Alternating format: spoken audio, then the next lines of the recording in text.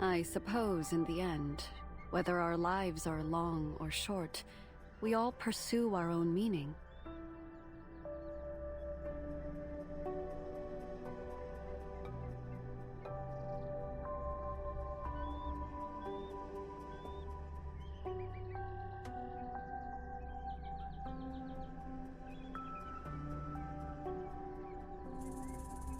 Alright, so we are now here. Give me a sec. Alright, now we are back. Let me just move some stuff around on my desk real quick.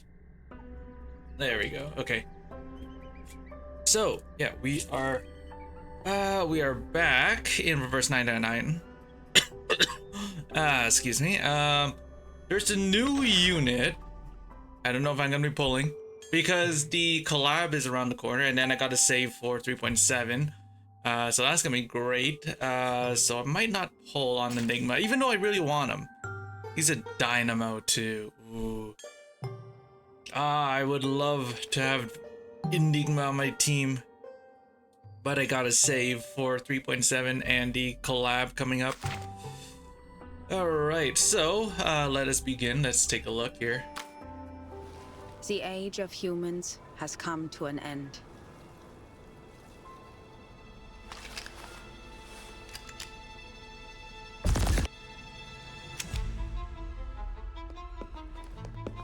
With the lost research on the storm and the long absence of an LSCC director, the Foundation is considering appointing a director of their own choosing.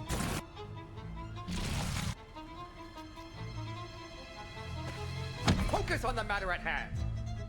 Adler already said that they're pressuring us for results. I did hear the Foundation has been quite lively lately. We just need to submit something that'll shut them up. Not just something, the pre-storm protocol, and soon. But there are still some problems that haven't... Their simulated data. Forget your humanitarian care. Think about it clearly, Adler. The pieces in the toy box are not objectively different from their real-world counterparts. Is that the case this time as well? This is a simulation of the storm. Everything will reset. Nothing will change. If you've already concluded that this is meaningless, why did you return? Time waits for no one, Bruderherz. I have to go eventually. Wait, I also... Traitor! Du kannst das Arcanum nicht begreifen. Du kannst diese Tür nicht öffnen.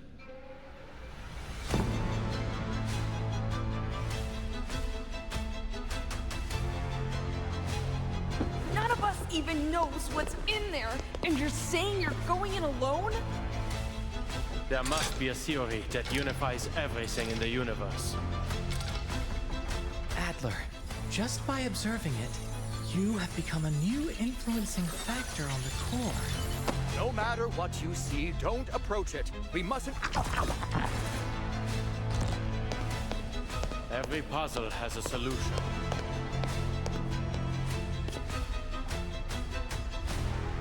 And the world is just another crossword.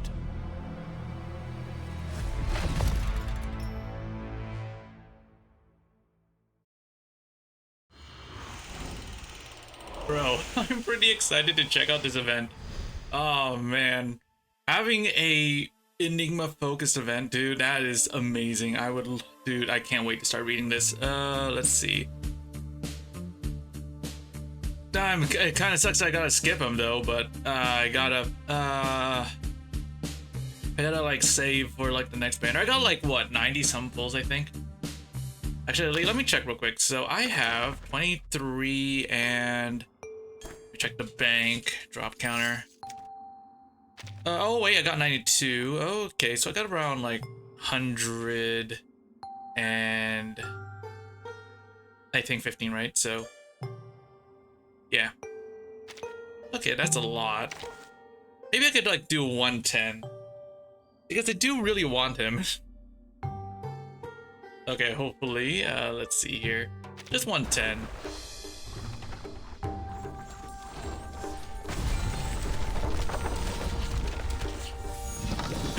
Double! What do we get? Doubles! First try, bro! First try! Yo! Okay, let's see. What's the second one? First try! Oh my god, dude! That's insane! So if you don't mind, bro, the game knows I wanted him and then he gave it to me. That's actually insane. Yo. Why the sullen look, hmm? That is Something crazy. I haven't got a double 6-star in a very long time. Holy, that is some crazy luck. Yo, that's nuts. Okay. Where is he? Where is he? Where is he? Ah, there he is. Yeah. But no touching. I got like a lot of mats, dude. So I guess I could like get him to this thing. One sec. No, not that one. I got like a lot of leveling stuff, so fine.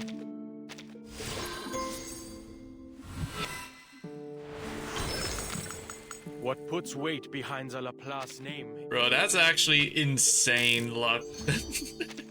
Getting 2 Enigmas, man. That's crazy. I might need more, I could use more mats, I think. Yeah, we're gonna like level this guy up first, right? So we're gonna do that. It probably won't take too long, hopefully, so. Oh, I got it now. Be careful. Walking time. You won't get away. Drink water. Dude, I feel like I'm gonna pity the collab banner and then I'm gonna pity the limited banner in 3.7. That's what I'm feeling like right now. I feel like all my luck went into the Enigma banner. Victory? Okay, but what does it mean to us? I have the Picrasma candy, so, or whatever this is called, cellular activity, yeah. So I could like totally do this. Oh, I need to update this team. The puppy wishes to come along. This is a pretty old team. I need to update that. Try for free.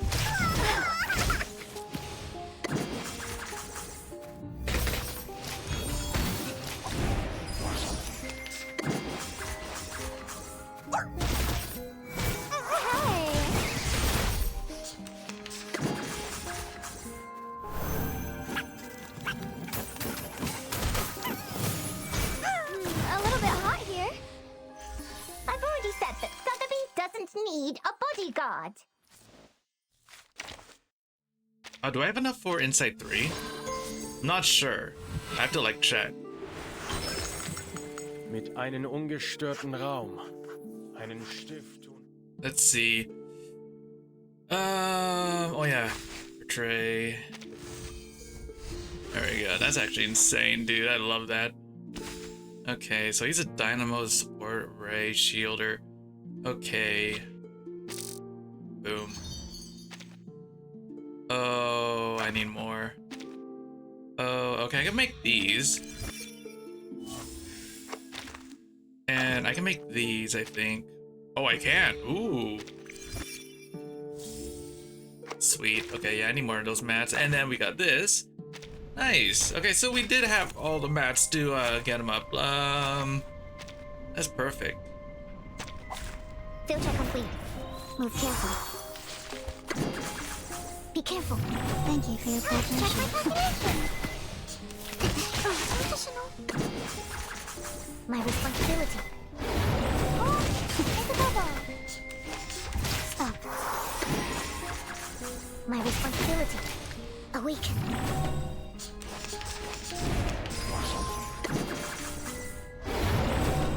良既出，王有不为。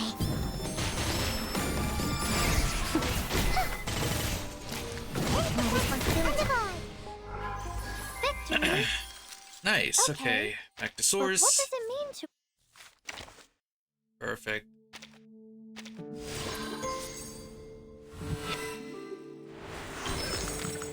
What puts weight behind the Nice. last name isn't any...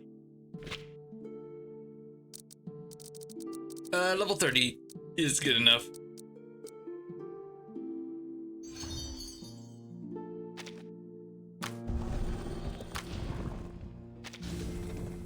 I'm not sure exactly what I should be building on Enigma. Guess we'll see.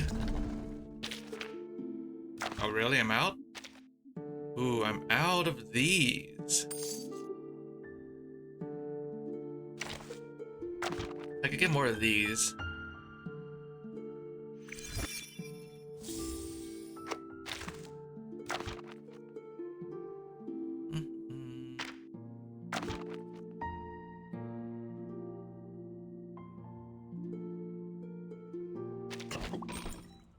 Give me a sec. This won't take too long. 3 rounds. Good enough. Anyone crazy seeing blood?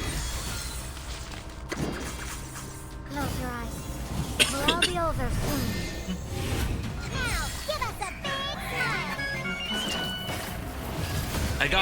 I'm gonna see if I could get Enigma to level 10 there, so. Very well. Your eyes. One shadow now remains. So it shouldn't take too long. Let me like do this one real quick. Close your eyes. If I can't get it in one run, right? If I cannot get it in like one go, then I'll start doing the event. I gotta see if I can do it in one go. I might have the materials, so let me see. I probably have the materials, so let's see. Where's Enigma? He was around here somewhere. Oh, there he is. There he is. Yeah, let's get his reasoning up to level 10 if I can. Level 5. Level 6. Level 7. Level 8. Yep. Level 9.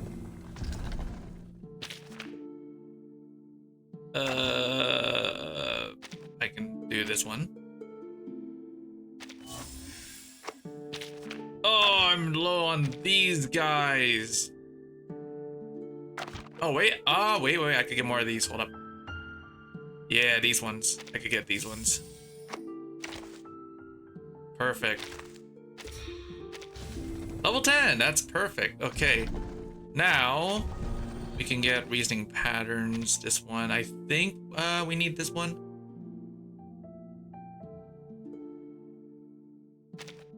Maybe.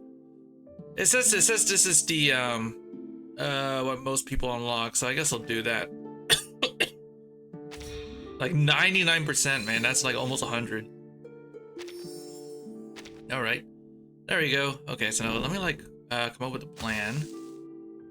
I'm not sure what's the best, so I'll put these cubes in. Put this here. We'll take this one. It's here.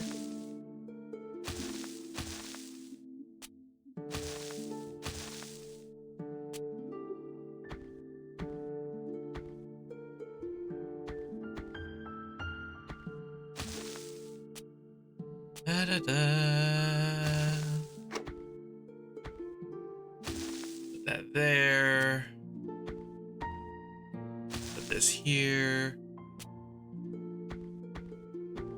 Put that thing here.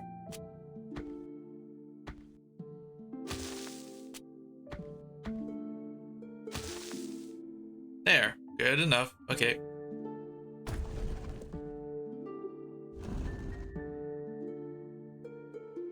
Yep, and I need the Psy Cube. I don't know what Psy Cube I should give him. For now,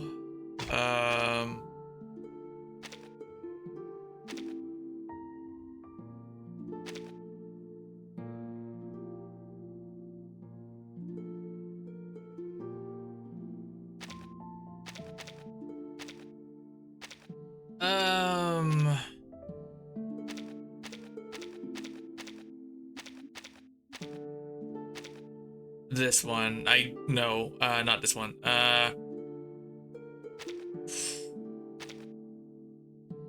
This thing was never leveled up to max? Dang, okay.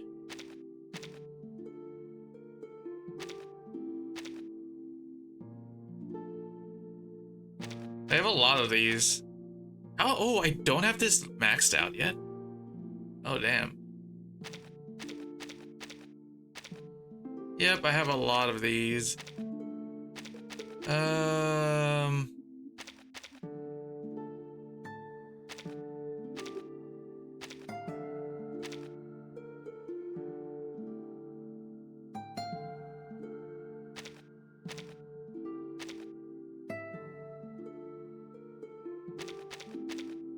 Okay, you know what? He's gonna not have a Psy Cube until I unlock it, so... Morning indeed. Wait. Oh, right. Let me go to...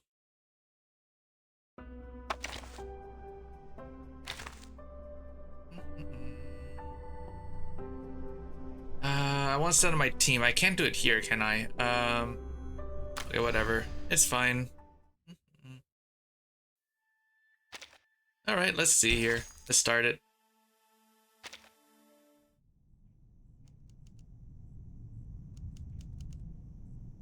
A silent afternoon, Enigma sits at his desk, trying to picture a field of grass, but something else always pushes its way in, something bitter, something that tastes of rust. After several failed attempts, he pulls open a drawer and looks at what's inside.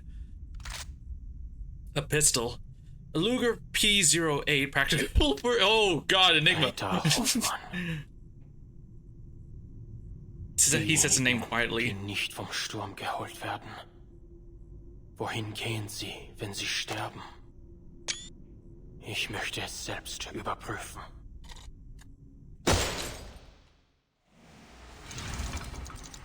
Damn, okay. What a start. Okay. Part 1. That uncanny green.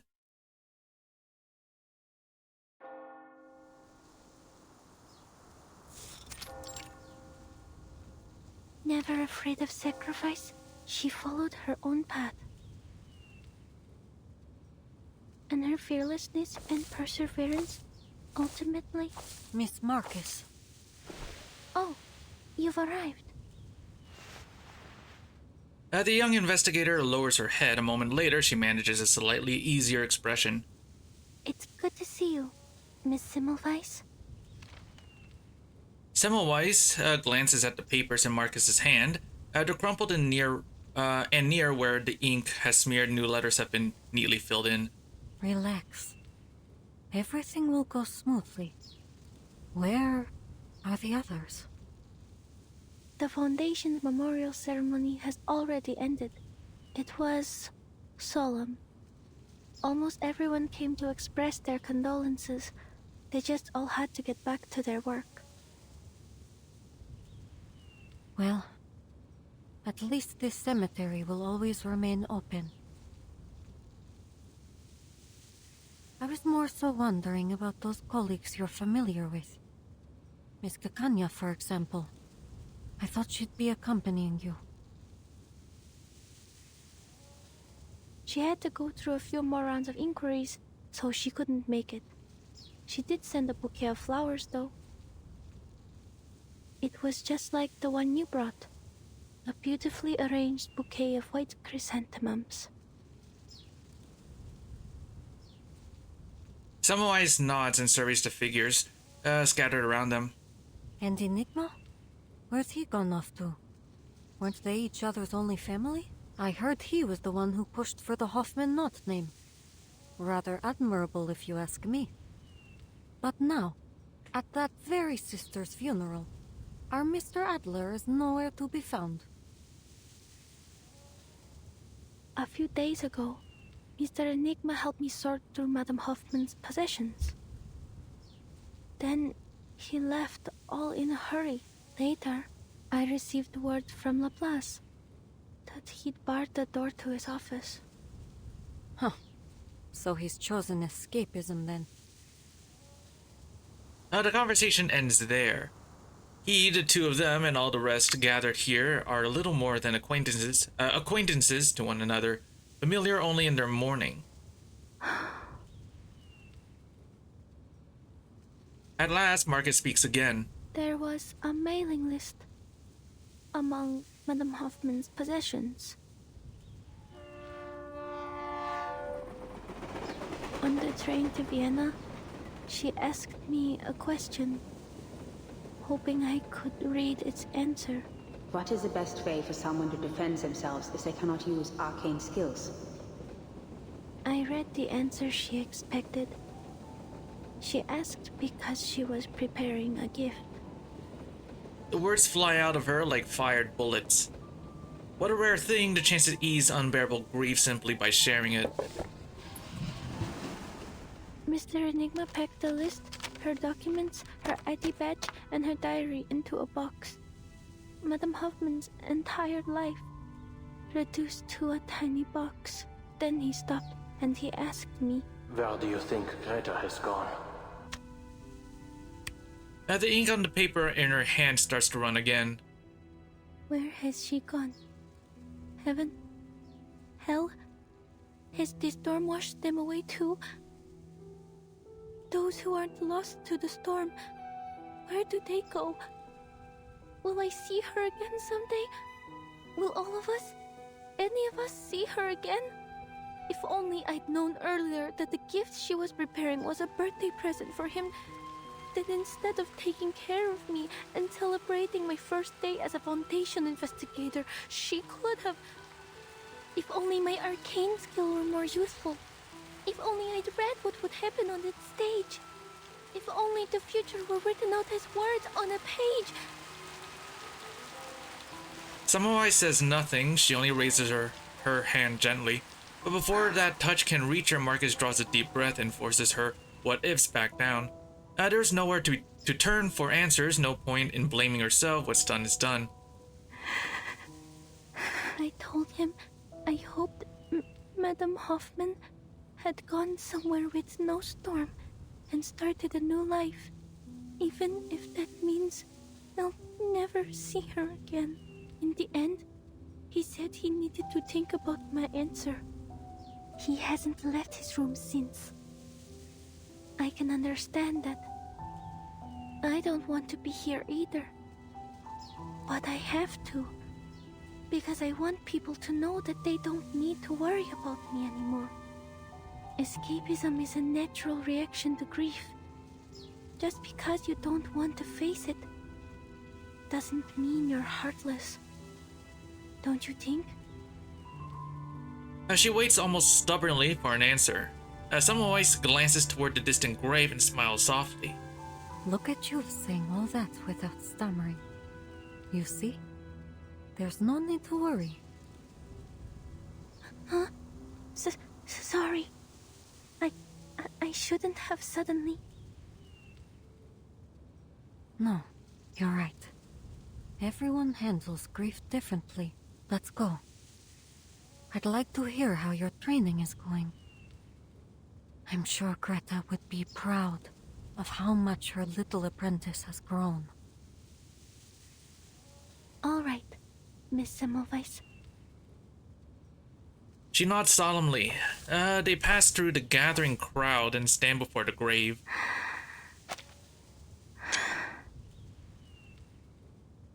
She gazes at the small box in the hole. Everything suddenly feels unreal. She desperately wishes it were unreal, just some nightmare her mind conjured under pressure. But every book has an end. It's time to turn the page. Madame Hoffman was an exemplary Foundation investigator, a dependable teammate, and my dearest mentor. She never cowered in the face of sacrifice. She followed. A hand settles on her back. Samwise finishes the sentence for She her. followed her own path until the end. Pursuing the truth with a resolute heart, and ultimately, it was her fearlessness and perseverance that brought us the knot that allows us to cross the storm. That's why I have to cherish every chance to keep this story going. She inspired many, none more than myself. She gave me the courage to leave the Flennon Isles, allowing me to witness and read so many new things. So, standing here, I vow to continue to seek what she sought, what we all seek, a world after 1999. Because I want to see the world you believed I in. will persevere as she did. I will keep reading, keep writing, record every experience, every feeling. I will never forget what you've done for us, for me.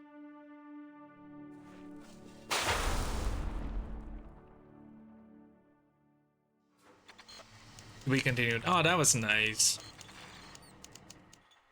And sad. Very, very sad, too. Alright, let's see. A spiral. This little detour. How many parts are there in this story? I'm guessing about like 21, 22, I think, right? That's usually the amount of stages there are. Damn it, are you blind? Honestly, is there no code of conduct among these people? You're the one barreling down the hall. Hold on. You're... After spotting the bite mark covered ID badge, he wisely swallows his words. Researcher Medicine Pocket? Oh, sweet. Looks like even the little minions at the Foundation have heard of me. I'm rushing to get a sample right now. If you're here for Ulrich, try that lab over there. If you're here for Enigma, check his office. If you're here for me, get lost. Better luck next time. As they glance past a staff member, interest suddenly peaked. Ooh, wait. Let me guess. You suits can't take it anymore, so you're gonna shove a new director on us, right? Or maybe one of the oh-so-generous higher-ups has finally approved our application for a new lab? Oh, or maybe you're here to command us very obedient researchers to fix you up an arc? You know, like Noah? Well, here's an idea. How about you shelve all that and let us get back to our research on edible Picrasma extract? At worst, we'll get a taste of something sweet. The staff member gives an awkward wave and quickens his pace, hoping to get out of this predicament as soon as possible. That's a topic that requires a rigorous approval process and oversight from... It's not within my power to decide. I need to deliver these files to Mr. Enigma immediately. I won't take up any more of your time. They toss a small metal tube to the flustered staff member. Give him this and make sure he eats it. My application's been sitting on his desk for 30 hours. Looks like the only way I'm gonna get through to him is if he experiences it for himself. If there's an emergency, just press the button on the wall, not the red one. Medicine Pocket doesn't wait for a response, disappearing around the next corner instead. The staff member is left with nothing but a closed door in the distance. I see. You can follow the proper procedures to file a complaint against Researcher Medicine Pocket. He tosses the metal tube to one side and grabs something off his desk. A crumpled ball of paper drops neatly into the wastebasket by the staff member's feet. The application has already been reviewed. The ever-generous assessor that I am. As for your request, based on the progress of our other projects, you can expect a response in about 69 business days. This is an urgent matter, sir. I understand completely. It's a pity for us both that Laplace isn't a wish-granting machine. If it truly is as urgent as you say, put the documents on the pile to your left. Make sure not to touch anything else. Then when's the earliest? 52 business days. In principle, my department only accepts research assignments pertaining to the storm, and only the final results are delivered to us. The calculations and sample analyses you need will be handed off to other teams. But it's not like we have spare researchers just moseying around. And Laplace isn't the Foundation's personal calculator. If you have any objections or extenuating circumstances, you can take it up with our director. But of course, the position's still empty. I'm only standing in to manage the documents and affairs no one else cares to deal with. Looks like it'll be a tough job to find you a team. Close the door on your way out. To his surprise, the staff member doesn't argue, but he doesn't budge either. You can move your own legs without your boss's orders, can't you? Get out. I'm glad to see you're still full of vigor, Adler. The head snaps up in surprise as a familiar figure steps inside. Seeing who it is, he finally sets down his pen. If it isn't my old friend. What are you fetching for Constantine this time? I trust the last report you snatched was to your satisfaction. If anything else in these stacks of scrap paper strikes your fancy, then by all means, help yourself. He extends an arm and pats the mountain of files beside him. That won't be necessary. Though I'll be sure to visit again should the need arise. Mark, there's still some details regarding the proposed adjustment to field agent rations I'd like you to confirm. Mr. Ulrich and Miss Simone have cleared a 15-minute block in their schedules. You'll find them in meeting room number 3. Very well. The door closes. You knew of Miss Simone's return today. Most assumed she retired to the Timekeeper's suitcase along with Madame Lucy. Looks like the Foundation keeps as close an eye on Laplace as they do on Manus Vindictae. He scoffs. Some might even say that mad scientists and fanatical arcanists aren't so different, though the former does have the small advantage of providing a handy little invention here and there. Always thinking from a researcher's perspective, Valor. Every researcher wants an independent, undisturbed laboratory. A simple wish in theory, but difficult to implement in practice. I'm sure you didn't come all this way just to lecture me.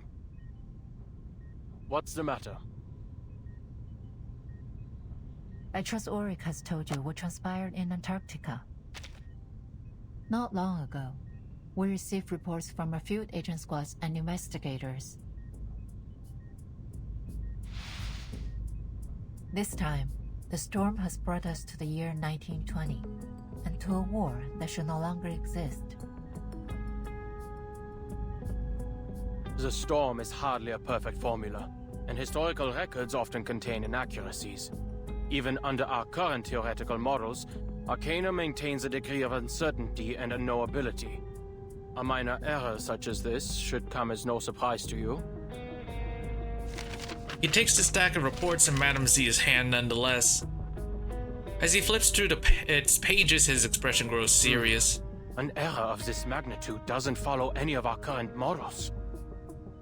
This flood has destroyed at least 2/3 of all our prior findings. Since the beginning, we've diligently tracked the occurrence frequency of the storm. We've also long gotten used to it, abandoning any semblance of a pattern. Because those who haven't gotten used to it are no longer with us. A scornful laugh. It's never easy to have your world turned upside down, for anyone. It's overwhelming at first, but the more you see it happen, the easier it is to accept. Of course, some still have their objections. There have been countless debates on whether we should prepare for war. Laplace is not an arsenal. Our more radical members believe that, since research on the storm will continue to be lost, we should divert our resources elsewhere. The LSCC has been without a director for a long time, and the Arcanocentric Society Institutum Laurens has gone unchecked. There is reason to believe that this has impacted Laplace's research efficiency. She studies Enigma's expression, knowing he's already figured out why she has come. So, to ensure our collaboration with Laplace continues to yield valuable results, the Foundation plans to dispatch a director of their own choosing. Absolutely not. His clenched fist never comes down on the desk. He stifles his anger, rage won't help him now. I don't agree with the sentiment, nor do I believe the Foundation should assume complete control of Laplace. However, the reality is that, besides some perfect directing machine, the members will be the most easily persuaded if we appoint a human as director, which is why I've come to you today. If, under your leadership, Laplace can produce a persuasive new discovery during this tumultuous period, it would help my cause immensely. Of course, no matter what, I'll continue to express my support for Laplace's independence to the Foundation. Enigma looks at his old colleague. They worked together a long time ago, if only briefly. What exactly are you hoping to achieve with all this politicking? For Laplace to align itself with a Foundation, or with yourself? You don't seriously expect a group of scientists to spend their time strategizing these things like some kind of warlords pushing clay figurines around a sand table, do you? Madam Z doesn't answer directly. I'd like you to continue your research on the toy box sent by Mu-C3. Investigate the source of its power and use its simulations to push out a report. Producing a final pre-storm protocol will refute the accusations that the LSCC lacks risk management policies, and the core of the toy box may just provide the new results you need. I see your reasoning, but why are you telling me this? Surely you aren't offering your help simply out of the goodness of your heart. What exactly are your feelings toward Laplace nowadays? Nostalgia? Or some kind of scientific idealism? Madam Z pauses, then she brings up that old, often discussed topic. I still believe we can reach the final theory. Something all-encompassing that unifies the entire universe. Enigma falters, then lets out a sigh. Well, in that, we've just been going in circles. In a decade, all we've managed is to return to the 11th dimension. But that doesn't mean all our past efforts have been meaningless. She rises, cutting the conversation short. The Timekeeper hopes to understand the situation outside as soon as possible. Once you've arrived at a conclusion, please contact me immediately. The door closes again.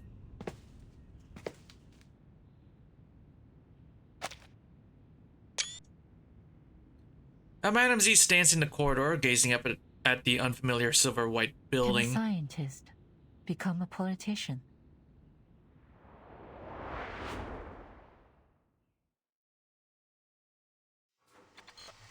To be continued. Alright. Next part.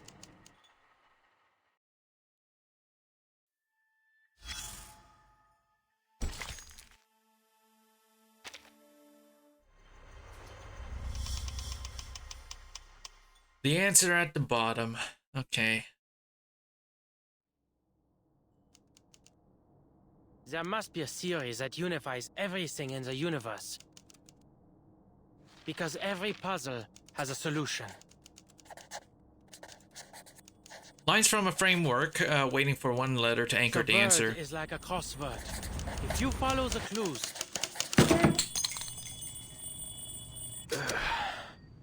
Verdammt. Isn't it about time humanity evolved beyond sleep? He shakes his head and fixes his gaze on the jumbled grid lines covering his desk. Pushing the papers and files aside, he turns on the screen. 3 p.m. It's only been 6 hours. Looks like the little biter's actually done some work in between destroying public property. Side effects have certainly lessened. Did I throw away the instruction manual? What did it say? Never mind. The little side effects have already been eliminated. The other symptoms don't matter. He rummages under the papers for the metal tubes and tips 2 colorful candies into his palm. I hope this helps. Toybox research, the Timekeeper's request, new results, and Lorenz. Alright. As always, problems rarely come alone. But the more problems there are, the closer we are to the solution. We need to stop creating more problems. Ulrich slams his fist down on the desk in an attempt to end the chaotic discussion spiraling before him. Unfortunately, in Laplace, shouting only invites a louder rebuttal. Then get rid of the approval system so we can all work in peace for a couple weeks. You know, spend our time actually experimenting instead of writing damn reports. That's our problem. I'm telling you, even if Enigma locked himself in that room for the next decade, he wouldn't get through them all. Focus on the matter at hand, Researcher Medicine Pocket.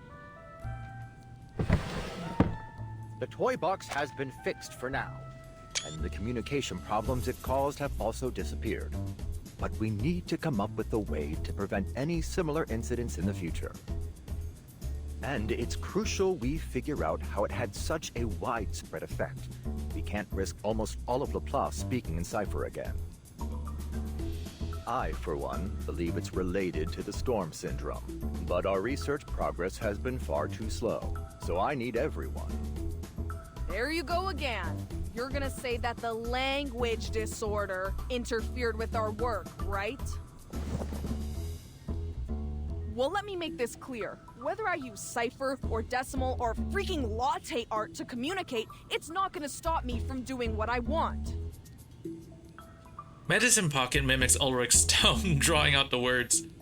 Those emergency handbooks are only filling that tank of yours with useless garbage data.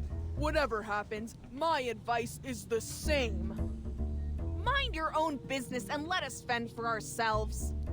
Huh. Sounds like you've gotten over accidentally ordering critter chow at the canteen.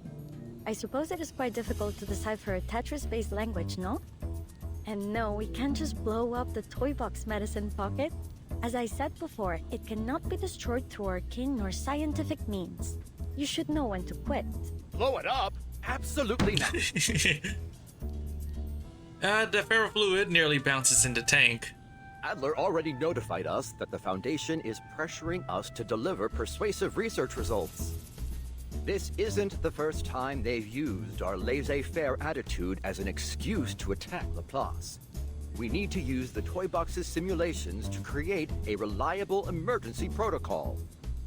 Okay, I get you. We just need to submit something that'll shut them up. So why don't you round up everyone who's been wasting research materials, hand them all Lorenz ID badges, and turn them over? I did hear the Foundation has been quite lively lately. As crowded and chaotic as the crystal structure of austenite, supposedly.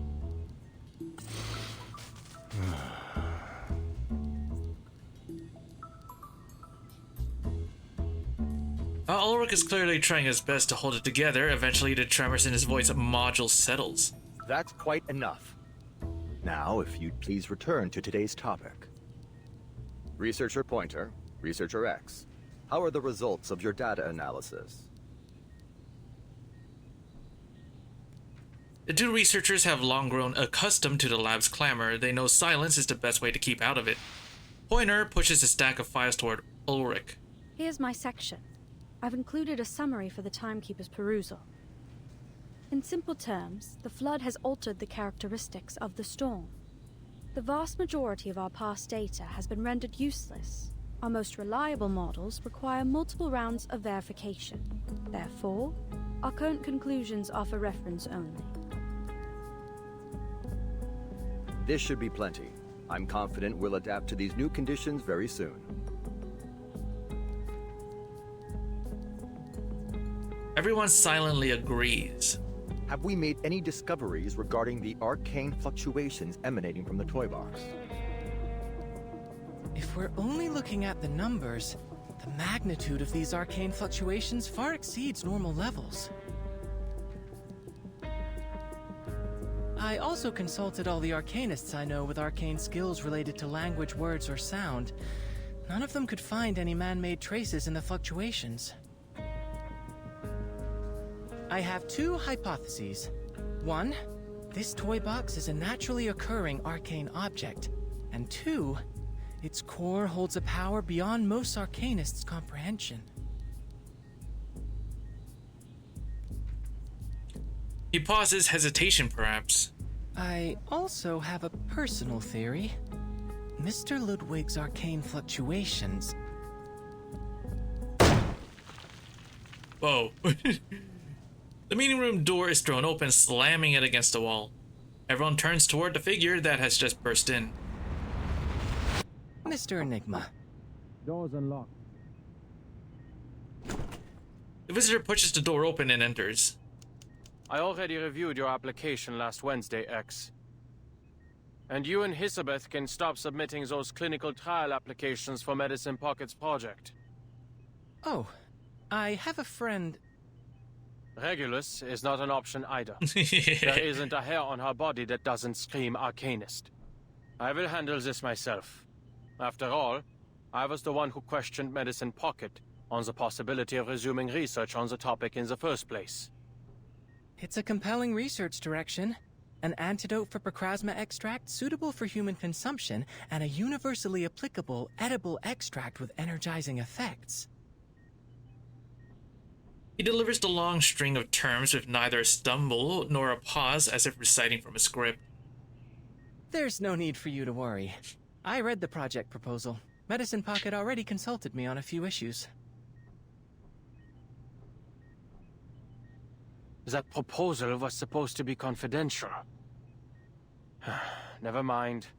But we need to act like this research topic doesn't exist until it yields some results. You are all pure-blood arcanists. You have a natural tolerance for Procrasma extract. But it's simply too dangerous to move straight onto pure-blood humans. Well, I suppose it's about time my quarter arcanist blood came in handy. I understand, Mr. Enigma. I have no intention, nor the power, mind you, to interfere with anyone's decision. But I did receive a document I think you should see. Of course you did. There's always more. It's about the language disorder caused by the toy box's malfunction. I'm sure you're familiar with it. Although the world outside has returned to normal, a lot of curious occurrences have appeared in the toy box. Allegedly, the behavior of its inhabitants has become increasingly formulaic and unified. Of course, these are Mr. Ulrich's words. I haven't seen it for myself. The specifics are on top.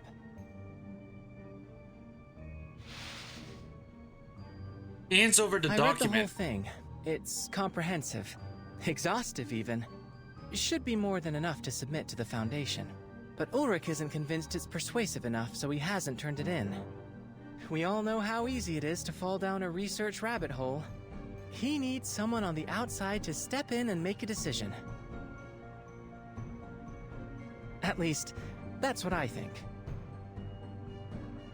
There's also the small matter of a waveform contaminating the toy box's arcane fluctuations. A waveform extremely similar to that of our dear Mr. Raven.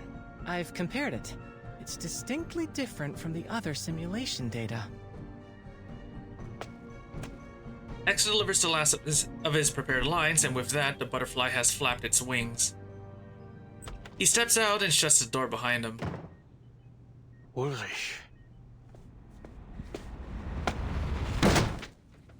Ulrich! Hey, what are you yelling for? I'm trying to return this copy of your report that you forgot.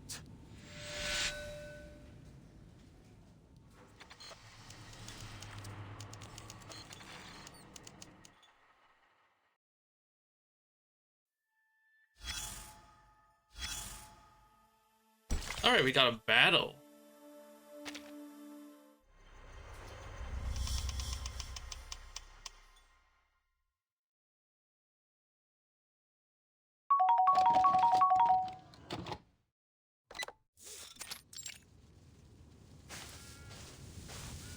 professional expedition team of 1 investigator and 2 researchers trudges through We've the woods. encountered more and more critters since we entered this forest.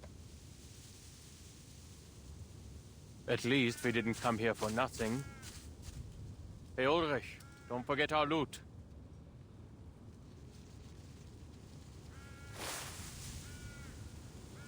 His fellow researchers stare at him incredulously. Loot? Adler, are you seriously calling these supplies loot? I didn't expect you, of all people, to start indulging in roleplay. I don't know what you're talking about. And you can save your energy for the journey. We still have a long way ahead of us. Sensing another argument brewing, Marcus cuts Mr. in. Enigma, Mr. Ulrich, perhaps we should hurry. So we can get there before the language disorder spreads to all of Laplace. Ah, good. At least someone in our party can put Oh, together hello. a What's up, rational Dom? thought. How you doing? According to Muse's map, we still have 7 kilometers until we reach the toy box's depths. Doing well, awesome. If we cross this critter's territory, we'll save a third of the time it would take to go around. Suddenly a strange noise interrupts her. Is that a critter? No. Oh, yeah, I'm doing It's well an as well. arcanist using critter I got speech. Enigma twice in one temple. On my first 10 pull on this banner. Looks like another piece afflicted Yeah. with a language disorder. Didn't think I would get 2 Enigmas in one temple. I'm glad that you did, yeah. Marcus stares at the Arcanist and frowns. We're too far away. I can't make out what he's trying to say. Let's get closer. I may be able to read some useful information. Oh, you got you got to 69 pity before I got All right, allow me. That's unfortunate.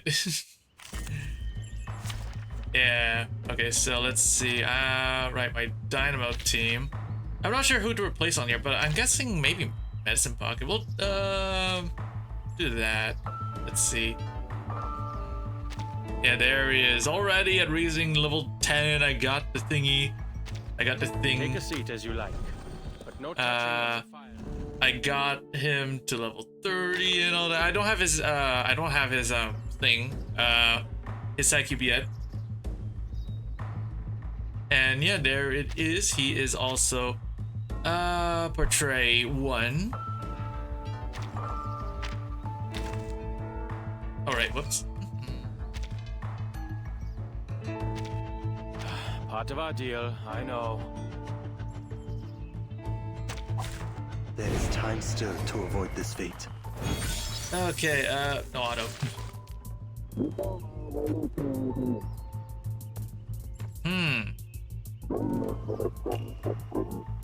I don't know what it's saying. Oh, I understand. There's a maidenhair fern and a bamboo shoot. Looks like all I need to do is find the page with the fern and bamboo shoot. Hurry, we will buy you some time.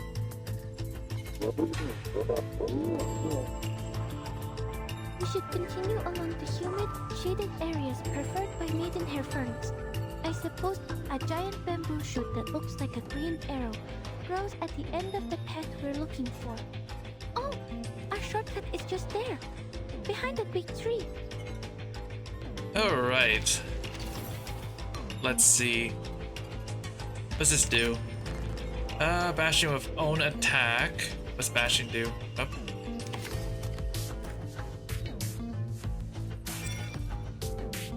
Bastion.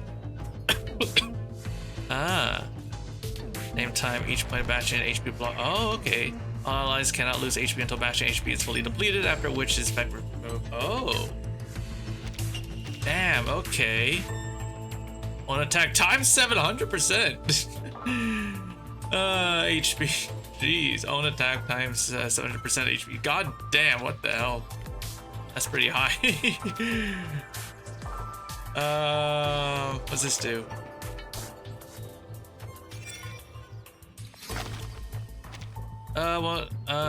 One target attack deals 100% reality damage, grants 5 stacks of ciphertext to all allies and gains 10 stacks of dynamo. When transferring dynamo into the pulsing field gains additional stacks of dynamo equal to the number of ciphertext stacks held. Stack will up to 5 times. Ooh, what's this do? Self buff. Gain Cipher Machine for 3 rounds. Dispels all stats down, negative status, and control effects from all allies. Gain 5 stacks loop chain. Oh, hey, sorry, zone out with the World Cup. Oh, really? Who's winning? I don't really watch the World Cup, right? Sports isn't really like my thing, but like, who's winning?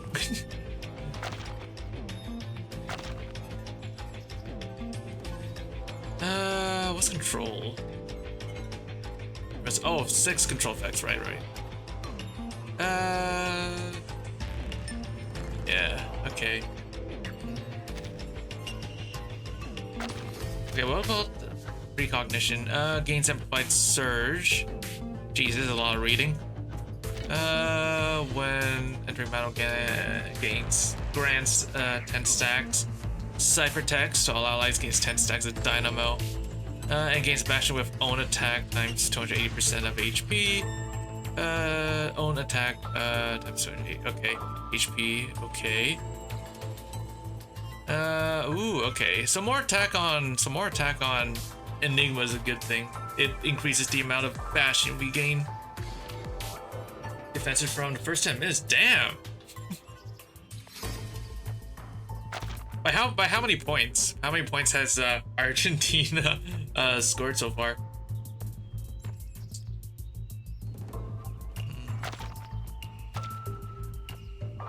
I'm guessing they're winning by a landslide, I'm guessing, right? Alright. I heard that Canada is already out of the running. I believe, right? I'm pretty sure I heard that Canada's already out of the running, right? Valid data. That's unfortunate.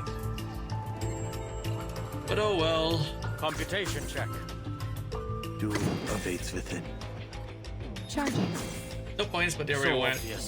For 13 attempts, that got so close. This Damn. one's hard to miss. 13 times? That's insane. Memory of the dead. Faraday's miracle. Another perfect combination of reason and passion. Argentina's probably gonna score a point soon. The track ends with a tall building peeking out from behind the trees. Goodness, this really was a shortcut. Enigma glances at her. Marcus is excitedly checking what's ahead. A far cry from that head-down figure he vaguely remembers. Anyways, as full power can get up to 40k shields. Same fully invested Nautica Max. Damn, that's insane. I'm so glad that I got him. He will prove very useful for my Dynamo team. He has the spitting image of a brave investigator, a mountaineer, I'm very grateful for your help, Miss Marcus. I wager we'd still be running in circles if you weren't here. Indeed. If we can maintain this rate of progress, Ulrich just like pops out of nowhere. We'll be submitting an up-to-standard pre-storm protocol very, very soon. What? Ulrich, why didn't you submit this copy of the pre-storm protocol? Half-finished products have no place in a conference, Adler. Made with the substitute director's aggressive interrogation, Ulrich only watches as the file is slammed onto the desk. It simply isn't persuasive enough. The toy box's storm simulation That's right, even if it's on the shortest end. Oh, really? This is shorter? Really? Well, all the same, I'm quite excited to have an event, a story with Enigma, right? I find Enigma quite an interesting character. Am I hearing this right, Blob for Brains? It's a 21 days You're telling me patch. You already finished the damn thing, but you thought you'd play us all for laughs for a while? Ugh, just turn it in. I guess damn it. they're making Shut those room checkered chumps for. up. I guess they're making room for the. What's the next event? It's the. Is it the Atomic Heart event? And then it is the 3.7 event or 3.7 update. Is that the roadmap that they're going with? Yep, collab, and then the 3.7, right? Well, can't As wait. I said, there are still some problems that haven't. What? What? 3.7 is F? Egypt what? Egypt what? Yo. Dude, and they were like on the, and you said that they were like on the defense for most of the game, right? That's insane. Did they score a point?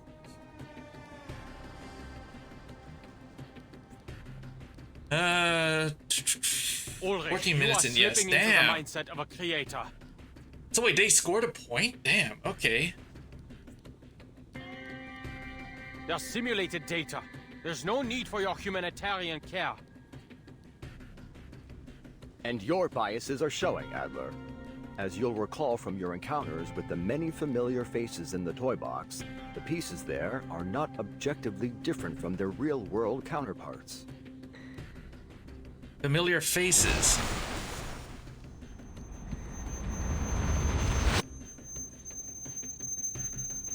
No, none of this is real. They are just pieces of data. Parts of a simulation. That's pretty impressive that Egypt managed to win. You shut yourself in your labs, in the toy box, calculating all day. And for what?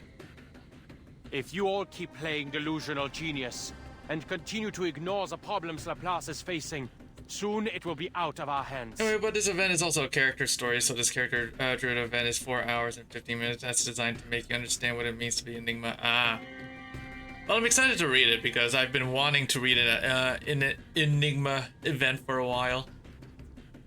This isn't the toy box. There are no resets. I like his dynamic with the with all the Laplace researchers. I also like the dynamic between him and Ulrich. A brief silence falls over the meeting room, then the researchers catch on to a certain keyword. It's true, Adler. With every new era brought by the storm, the Foundation has only tightened their policies, perhaps to an extreme. However, they need Laplace's research results. They need our innovation, our inventions. The Foundation doesn't view us as an enemy. Exactly. I seriously don't get you guys. It's not like it'll affect us, so quit wasting our time with all these meetings. So what if Laplace loses its independence? Adler, we can't properly discuss the issue if you don't explain what's making you so apprehensive. Enigma's mouth opens, a habitual scoff slips out before any words can. If the Foundation passes their storm personnel reform, do you really think you'll be able to continue your research freely? Laplace is this close to being completely subsumed by the Foundation. When that happens, where do you think our inventions are going to be used? Coming on the 10th, and they confirm it's going to be 21 days as well, so it's always like global went through a full patch before anniversary. Ah. Okay, so I have about like 100, well, I guess now 105 pulls, I think. Or no, not 5. Yeah, no, 105 pulls right now, so I should probably be good for the collab, and if, and maybe I should be probably good for 3.7. Don't tell me that none of you have ever considered. Oh la la. No wonder they called you Enigma. 100 If you've got some 100 pulls. insider So yeah, I should be good. information, I should be just good. tell us already. I should be good then. Not to mention the limited character is staying for the whole patch, right? So I should be able to use the entire patch worth to just get that character, so it should be good.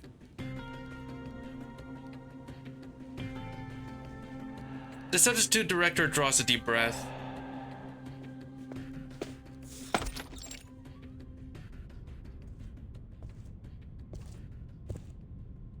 Adler Hoffman, you've arrived. Please. No need. I'm not here to chat. Fine by me. Then allow me to move on to the subject. How's your progress on the storm contingency plan the Foundation requested? I honestly cannot wait for 3.7, right? I saw the PV for 3.7, and it looked freaking amazing. Enigma waves the question away impatiently. Get to the point. I had planned on some small talk, but I'll get right to it if you wish. She leans back in her chair. If you assume the position of Laplace's next director, I can promise that the Foundation will not significantly interfere with the LSCC's regular operations. On the condition I obey your every word. Quite the opposite. Everything will be in your hands to do with as you see fit. Then I would choose to keep things the way they are. And there are plenty of more outstanding, more rational members who could take on the responsibility. Take Ulrich, the leader of the Storm Research Group, for example. Or Pointer. She did remarkable work on developing the teleport disk, among any number of others. Mr. Adler, I'm afraid you've missed a crucial point. Although committee member Irenai is the one pushing for the Storm personnel reform, appointing you as the director of Laplace is not his intention. It's yours, isn't it, Madam Constantine? You see, a keen mind is a key prerequisite to becoming director. The core of the issue isn't how the Foundation presents its final decision to the outside world, but who we present. And what we need is a human. A stable, persuasive, uncontroversial human. When all is said and done, the Foundation's objective remains the same. We only wish to do all we can to brave the storm. In this regard, you are the best choice, Mr. Adler. Your best choice was forced to retire in the Timekeeper's suitcase. Yes. Madame Lucy has certainly been enjoying a comfortable vacation. Maintaining her smile, Constantine steers the conversation in another direction. But let's not dwell on that. There's something else I wanted to tell you. Something interesting. To be kept to yourself for the time being, of course. It's a research topic. As you're well aware, for many years we've been searching for a method to bring back those reversed in the storm. Well, the Foundation has discovered a feasible theory. If we can inject a person's past memories in into what way, a you suitable mean? body, then we can restore those who were lost. Oh, you mean about the World Cup? Yeah, you can keep talking about it. I don't really mind.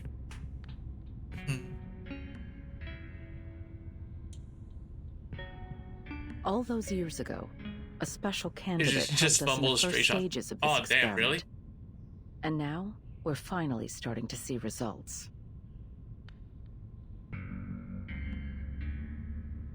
To this end, we hope to acquire help from Laplace. If I remember, Messi's like a really good soccer player, right?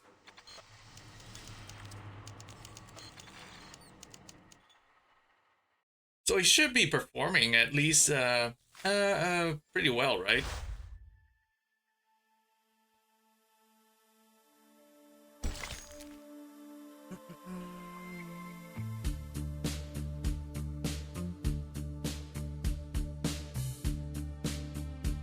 Okay, let's see.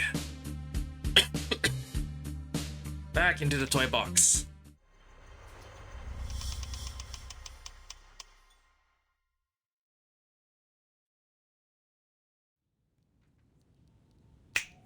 Go on, spit it out! Or have all those long-winded administrative tasks totally destroyed your Did you ability play the last to get to Brainstorm the point? Protocol game mode? I think I did. I think I only played a little bit of it, though. You know something, don't you, Adler? Everyone waits for Enigma to speak, but all they get is a room full of puzzled looks. Yeah, I think I only like played a few matches, right? A few games. No matter how much he despises Constantine's implications and methods, he knows that this is neither the time nor the place for sharing what he's learned. The words he cannot speak harden into a stone at the back of his throat, were he to let it fall, the ripples it would send through Laplace would be impossible to calm. I'm simply learning to consider the consequences before I act. Some of the Foundation's committee members have gotten swept up in the prospect of an impending arcane war. If this goes on, Laplace mustn't become a pawn in their war games. or a bargaining chip for their faction disputes. In short, we need to submit our pre-storm protocol as soon as possible. Which means we need to figure out what the core of the toy box really is. No, whatever it is, we need to crack it open as soon as possible. Alright? If we hurry, we still have a chance to convince the talking heads at the Foundation to leave us be. Each researcher wears a different expression. Huh. Enigma, are you actually begging right now? Quick, has the storm stopped? Has hell frozen over? Whatever. Just give me an answer. I like it, but I hear that a lot of people don't like roguelikes having completed stories and want more. Everyone comment like reveries without any major lore. Oh, really? I usually just skim through it a bit. I just like skim through it a bit. Come to think of it, I think I forgot that there was a, wasn't there like a reward, something you could exchange from the shop to change the look of the damage numbers or whatever? I forgot to do more of it to unlock that. It's still there, right? I'm hoping it's still there. Hopefully. Yep, 3.2. Damn. Hopefully it's still there. The ferrofluid swirls violently in the tank, then slowly it settles. All right. It seems there'll be no solving our differences in the short term. So, I have a proposal. We submit 2 reports, and let the reviewers decide. Fine. Oh, okay. Oh. In the toy box once again, Enigma's exploration has taken him to a beach. Waves roll in, foaming at the shore. He looks down at swirling water. From a visual estimate, the perfect language covers everything in a 5-kilometer radius, with the tower as its center. On the beach outside this 5-kilometer area, the environment continues to exhibit signs of language disorder, a new type of storm syndrome. It deconstructs words into phonemes, the building blocks of sound, and uses them as the building blocks of matter. A handful of seawater contains 1, 2, 3, 4, roughly 20 phonemes. Though clearly the phonemes themselves don't carry any meaning, they do leave room to construct one. The waves whirl, causing yeah, I don't know how to say that. Create a This shot with the cosmetic wild man is roguelike. Will come back on the anniversary if you want to get the Manislav even. Oh, okay, sweet. This seawater holds enough phonemes such that they may organize into morphemes, the smallest units of meaning.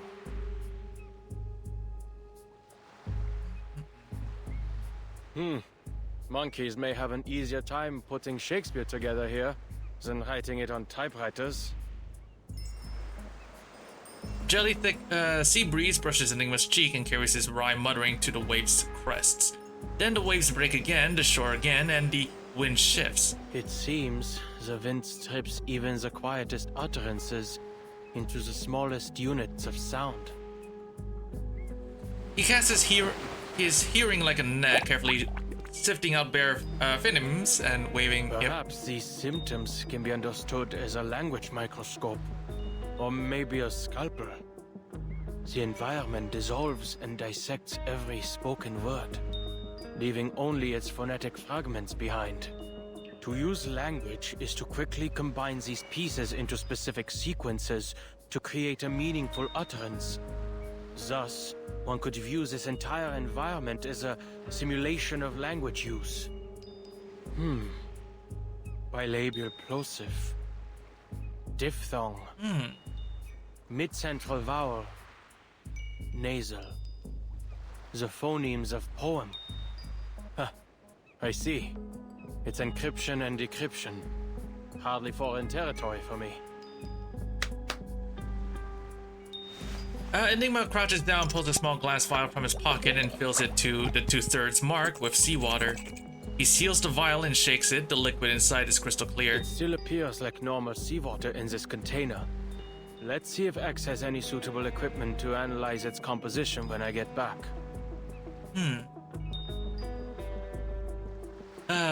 There's some pretty good updates this week in Gacha games, right? There's Neverest to Evidence is having their 1.2 update, and then there's Limbus Company. Limbus Company is having its Walpurgis, which I'm excited for. I have 24,000 or some lunacy, so I'm getting the 2 new characters.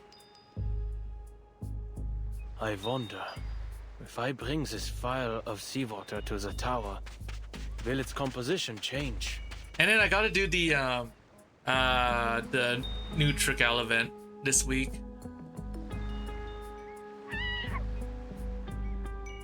The net catches a few strange symbols. Not far off, several Toy Box locals rush from the reef in a panic. Toy Box locals. Puzzled, Enigma watches as they come running straight toward him, crying all the way. As they draw closer, the phonemes resemble into words. This language deconstruction phenomenon seems to have a limited range. Just now, the limit was around 2 meters.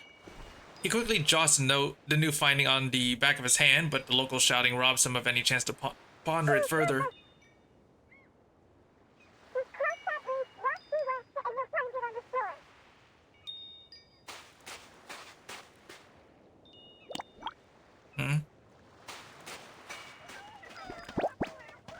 The clamoring callers surround him. No matter which way he steps, they swarm back in an instant. He tries to convince himself they're nothing but cold data, not real people, not worth his time. Beta attacks are common in the Toy Box. Go find the fellow with the glass tank for a head. I need to get to that tower.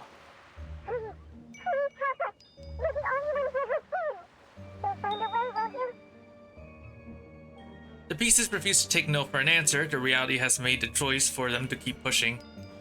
Enigma glances down at his timer, 10 hours in the Toy Box already. If I waste time on things like this, I won't make any progress on the tower's function before the simulated storm hits. I need to finish the pre-storm protocol before Ulrich does.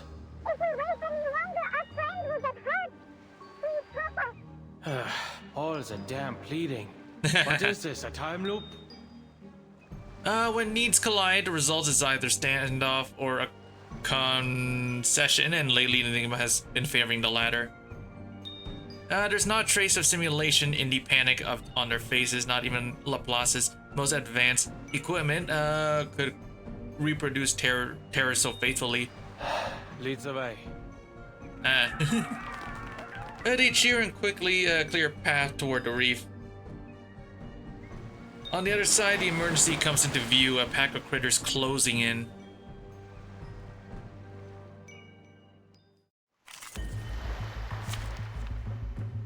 Alright, I'm gonna be right back. I'm just gonna go feed my cats their lunch, so give me a few minutes.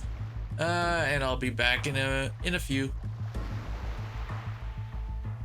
Let me like ban this bot account real quick. There we go. Okay, I'll be right back.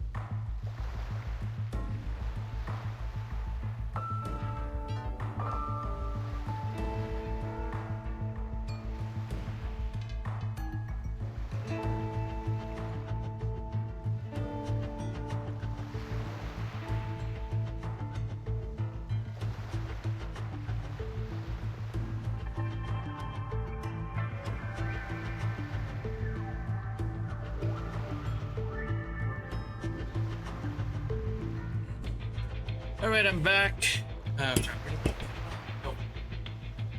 Here it is. Okay.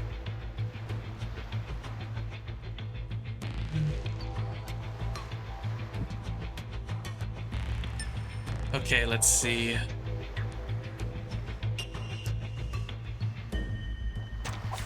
Battles can be just as informative as codes. You just have to know how to read them.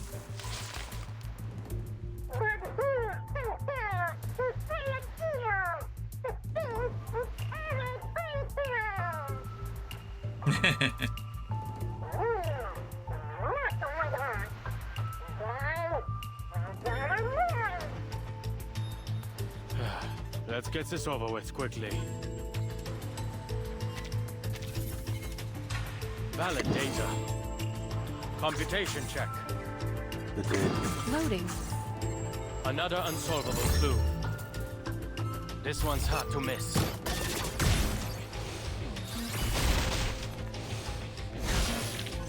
No written report needed. They should put...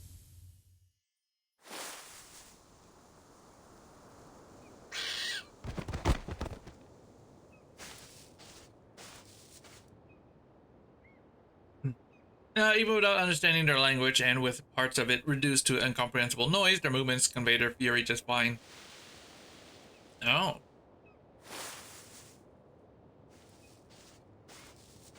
Thank you for lending us a hand. You again. As he approaches the trapped survivor, Enigma's eyes fall on the figure before him.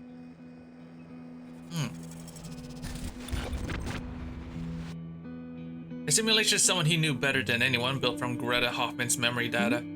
I should have known. This is the only way to the tower.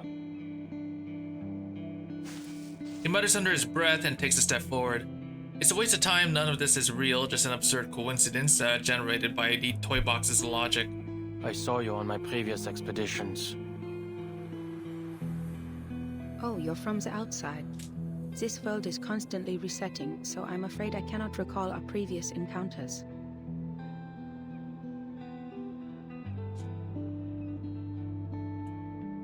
But... the last time I saw you, you were also on your way to explore the depths of the toy box. Is that the case this time as well? I built a tower there, in the depths, but nothing has changed.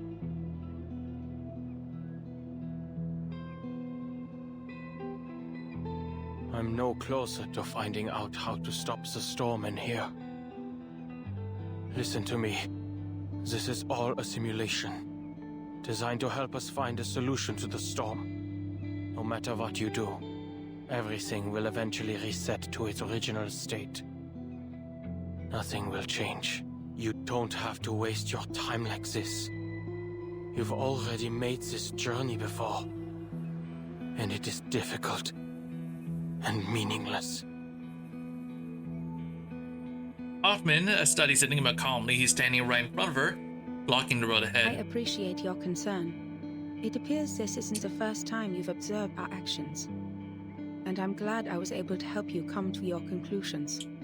However, everything you've said pertains to your business as an outsider. From your point of view, perhaps your claims are correct.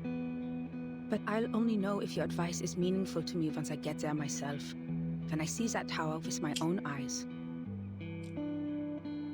In any case, I won't be the last to visit it. Perhaps whatever I leave behind will help those who come after. Like I've helped you.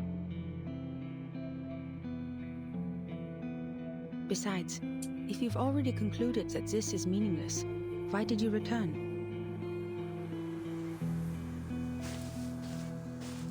Leaving the question to hang in the air, Hoffman brushes past Enigma and follows the road behind him. Enigma doesn't move, the timer ticks on, converting precious time into numbers. A moment later, he sets off down the same road.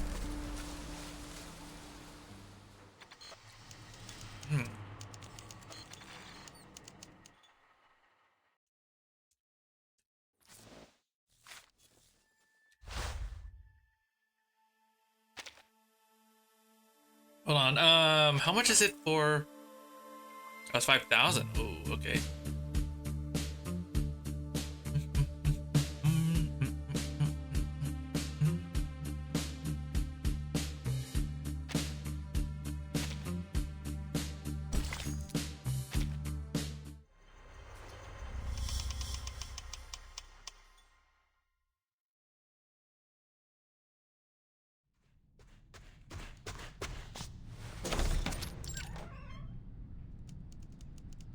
I'm heading out.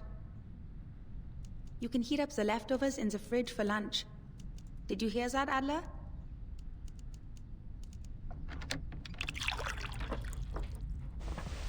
What's the appeal of the mountaineering club anyway? At this point, even the neighbors are saying, looking for Greta? She's probably gone mountain climbing. Or rowing. The young woman at the door has already laced up her shoes. She stamps her feet out on the mat. She shoulders her hiking pack and glances back at her brother as she rises. Would you like to come? Last time you joined me on the Covendo climb, before we'd even made it back, you said you'd never participate in any weekend sports events ever again. Chess, swimming, or doing those math problems you love? They're all worthy pastimes. There's no need to follow me. I only came here to get a glass of water. Sure. By the way, I need your help with something. Greta tosses him a set of keys. He catches them, his eyes never leaving the crossword in his newspaper. What are you poring over now? Planning to lock up Papa's cigarette cabinet behind a code again? That was just a visionaire cipher. A beginner's puzzle. Anyway, if you have the time, could you mow the lawn in the back garden? It would make Mama and Papa happy. And you know, I've never asked. What's got you so dead set on Laplace? There are plenty of outstanding research facilities to choose from. Why them? Because I believe we share the same ideals. The seriousness in his tone makes her pause. Her hand lingers over the doorknob. There must be a theory that unifies everything in the universe, because every puzzle has a solution. The world is like a crossword. If you follow the clues, you'll arrive at an answer. The only answer. It's simple, clear, rational. Codes simply rearrange symbols according to a set of rules. Identify these rules, and you can decipher it. If we don't have an answer, it doesn't mean it doesn't exist, but rather that we haven't discovered it yet. I've attended lectures at Laplace. Their researchers firmly believe they can discover the truth. It's utter conceit. But that's the way it should be. Greta nods and opens the door with a smile. I see. Don't worry, I'm sure you'll receive an invitation from them soon enough. I've asked around. They all said age is no matter, nor whether or not you are an arcanist. Laplace opens its doors to geniuses. That's the only requirement. Won't be any trouble for you, Bruderherz.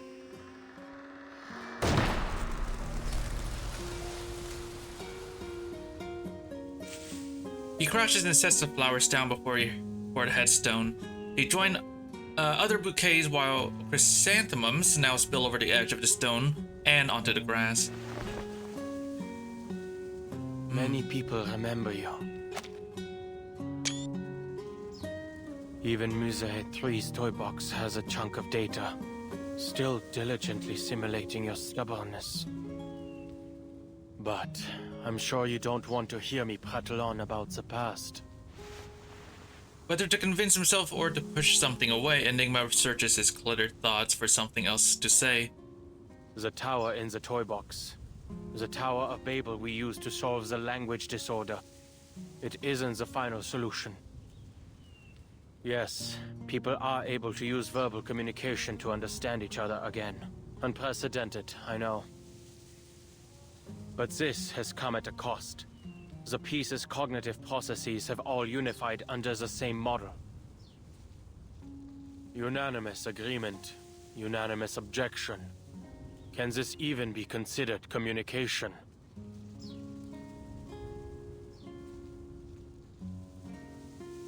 He's been staring at the engraved letters for so long that they've started to look strange. It's like this is all some sort of dream. Ulrich and I each set off on our own expeditions. But in the end, we both decided to destroy the tower and take its core. So, now we have a new problem to solve. The core has a combination lock. And I can't make heads or tails of it. The headstone offers only silence, though that doesn't stop Enigma from working out what Greta's response may have been. I know. You wouldn't understand. This is supposed to be my specialty. Finding clues, cracking codes. All it takes for me is time, but my mind's gone rusty. Even my own thoughts have become unreliable. I haven't done any research of my own in a long time. Oh no. Just pointless meetings and endless paperwork. Trivial, inconsequential matters have absorbed my every waking moment, grinding the old gears in my head to a halt. I can almost hear them creaking when I try to get them turning again. Perhaps I've lost the talent I once had. He nods with a bitter smile. Maybe one day soon, I'll be using one of X's inventions. Even his simplest robots couldn't do any worse than me. The white chrysanthemums whisper in the drifting wind, and as he falls silent, the world sounds close in around him. Mr. Enigma, you're here too. He turns toward the voice. Greta's mentee stands behind him, arms full of documents and flowers. I have a meeting with the Foundation. This was on the way. You're here to see her again. Yes, I've brought some new manuscripts for her to see. These manuscripts, I'm going to submit them to the Daydream Post. But I'm not sure whether I'll be rejected again. I used a different recording technique this time, based on the feedback Madame Hoffman gave me once.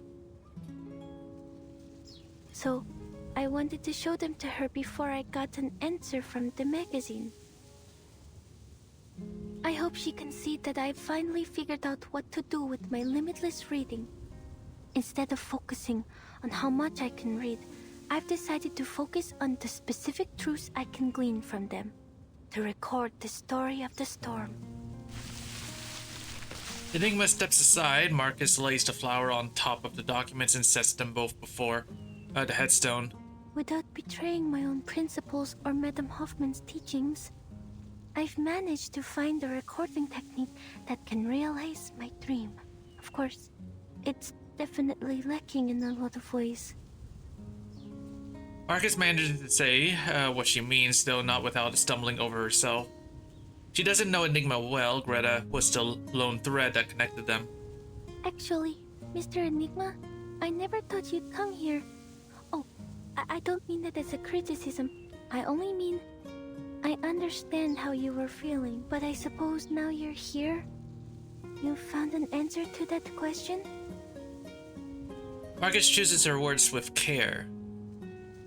Not yet. But staying like this isn't going to help me think either.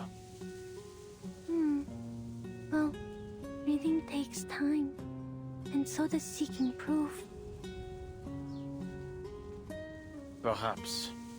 You probably have a lot to say to her. I'll get out of your way. Enigma reaches into his pocket and feels the cold metal tube in his palm. He rummages in the other. What's wrong, Mr. Enigma? Nothing. Here. Marcus opens her hand. Enigma drops something into them and turns to leave. She looks down. She knows these candies well, similar ones that could always be found in her mentor's pocket. The sharp, cold scent makes her blink. Oh, mints.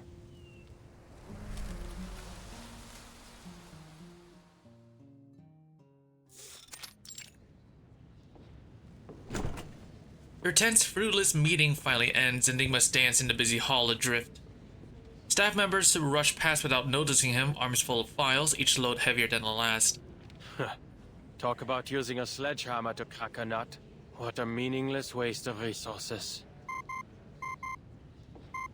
The communicator rings just in time, cutting off his lingering contempt for the meeting he'd suffered through just half an hour ago. Elder, if you aren't dealing with anything urgent, please return to the Place as soon as possible. What happened? We've made some new discoveries regarding the tower's core. It changes when observed. We need to come up with a new plan.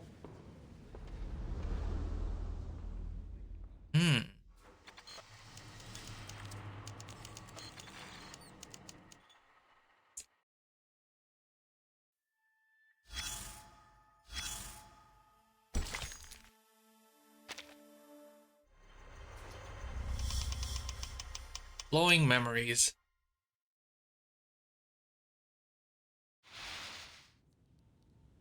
As you can see, this is the toy box's core.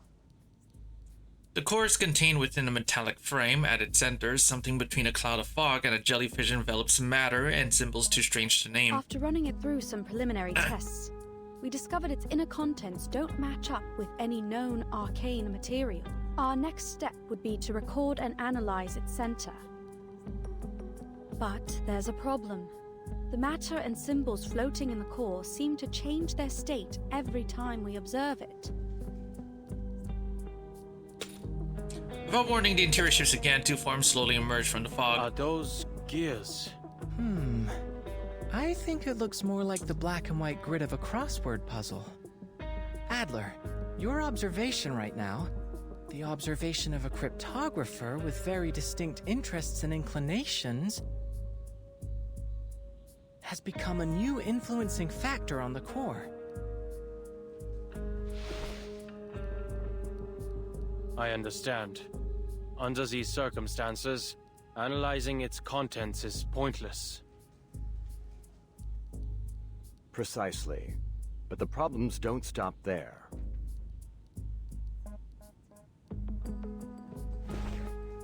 Ulrich gestures toward the toy box on the table.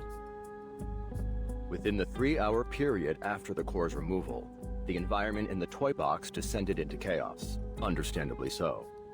The core has an unmeasurable quality. It stood to reason that the same quality extended to the toy box. Hisabeth and I entered the box to verify this theory. With its stabilizing core gone, the environment in the toy box has also become affected by its observers. In fact, we found the level of chaos is positively correlated to the number of observers. Observer effect. Changing environment. Familiar, isn't it? Our current situation seems to share many qualities with artificial somnambulism. Hisabeth has gone to get reinforcements. Right on time. Mrs. Pointer had estimated Hisabeth leads Mesmer Jr. into the meeting room. Go on. Time's precious. Hisabeth steps back. Mesmer Jr. approaches the toy box. She leans over, peering down at the small, almost real world inside. A textbook zoo hypothesis. I'm sorry, but this isn't the same as artificial somnambulism. After a long pause, she delivers her verdict. I don't come to this conclusion arbitrarily. I've been paying attention to your experiments on this toy box. Look. In your toy box, there's still a vending machine at the entrance to the Laplace laboratories. It's true, but out here, that vending machine was removed 2 days ago. Artificial somnambulism creates images based on subconscious memory. It's blurry and malleable. Even with our guidance, memories can still lie to you. That's why we use it primarily for psychotherapy, not simulations for experiments. It's likely this toy box is operating on a set formula based on the environmental conditions that were initially loaded, making it unable to generate things not included in its original dataset. Although your observations have turned into a chaotic mess for the time being, it has no inherent ability to change to reflect the real world. That is to say, the data in the toy box is from a static point in the past. If you don't update it, the vending machine will stay. It's this lag in data that gives it stability. That's the best I can offer. No, your conclusion was very valuable. So it's clear, if we want to progress, there's only one way left. Return the core to the tower and let the toy box restabilize. Then reset it to stop this entropy and return it to its original state. You mean we regenerate the outer layer of the core to create a combination lock that can easily be analyzed? Correct. Considering the chaos in the toy box, this mission should fall to you and Ulrich. You two are the most familiar with its environment.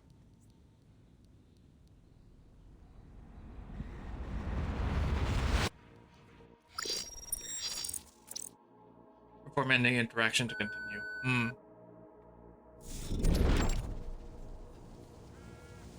The all too familiar field of grass appears once more. Why is our starting point always set here? It seems the toy box is more stable than we expected. The topography hasn't changed at all, although we have lost line of sight to the tower.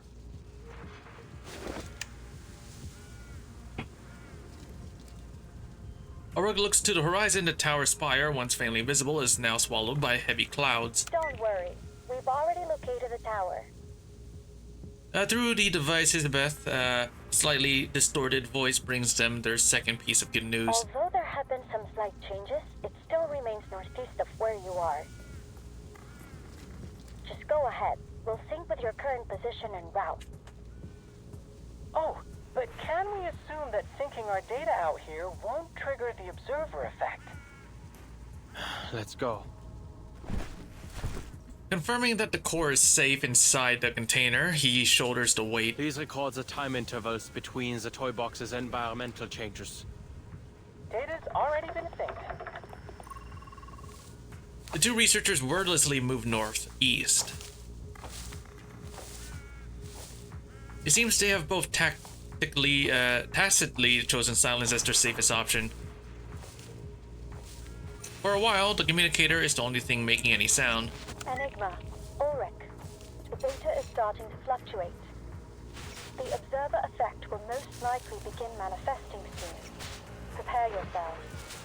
They hold a bubble-like barrier drifts across the plain. Oh, this is like a development on the Rorschach test. I can hardly wait to see what scenes might appear.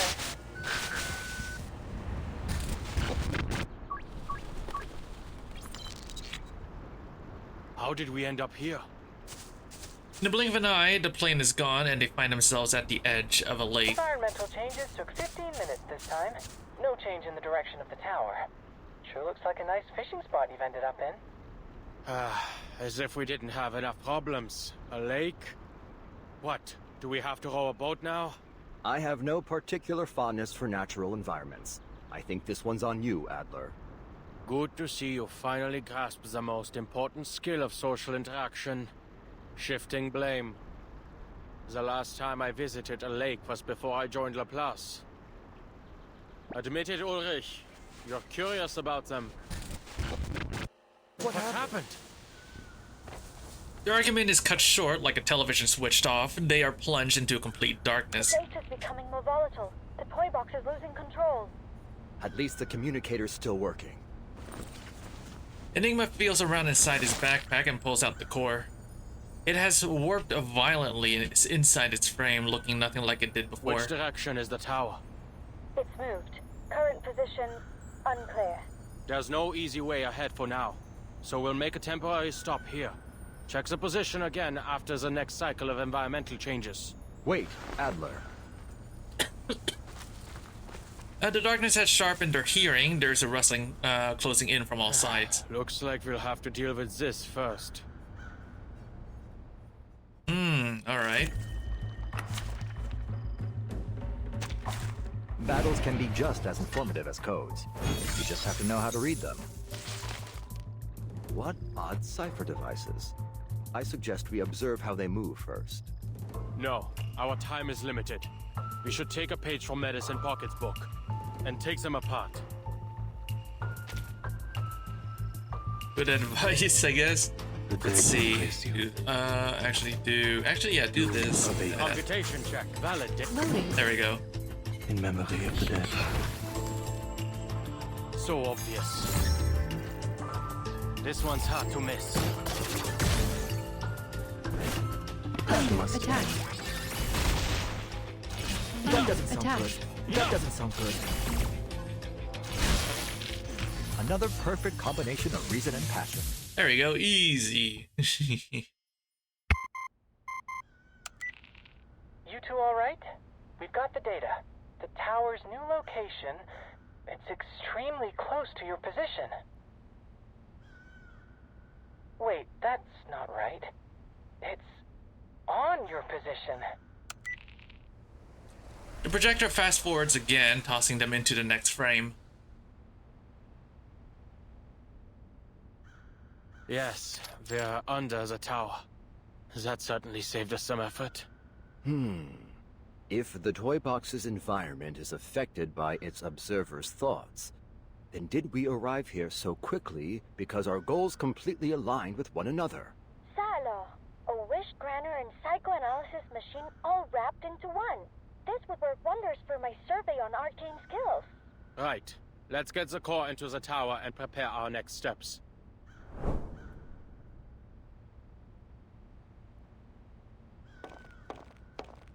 Just as they reach for the tower door, a shrill cry splits the air. A raven swoops down from nowhere, snatching the container in its beak and flying into the distance. Ludwig? Why is he still here? Verdammt! X, can you follow Ludwig's trail? He's made off with the core. Not a problem. We've got his arcane fluctuations on record. Just hold for a moment. The communicator hisses with static. A few seconds later, the answer comes through. His tracking data's been interrupted. We lost him after about 50 meters of flight. Mr. Ludwig has left. Or more specifically, disappeared. Huh. This is residual data. A system error? It'd be best if you interrupt. Evacuate as quickly as possible. Enigma ignores his pleas, which are now reduced to static. Jaw clenched, he pushes hard against the tower door. It doesn't budge. All ready. Full restart. A metal object lies on the ground in a spot he hadn't noticed before. Greta's badge. She really came all the way here. He reached for it without thinking. Researcher Adler. What? They've issued the Force Quit alert. No matter what you see, don't approach it. We have to avoid interfering with the data. But... Laura grabs Enigma by the collar, yanking him off balance. The mystery of the badge goes unsolved. Their bodies begin to disintegrate into pixels. Finally, he is pulled from the space. The tower collapses into a cone of light and disappears.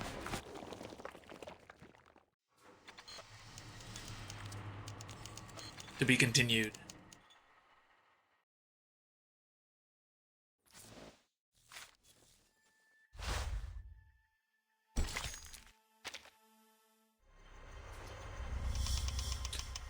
Ardite Night Climber.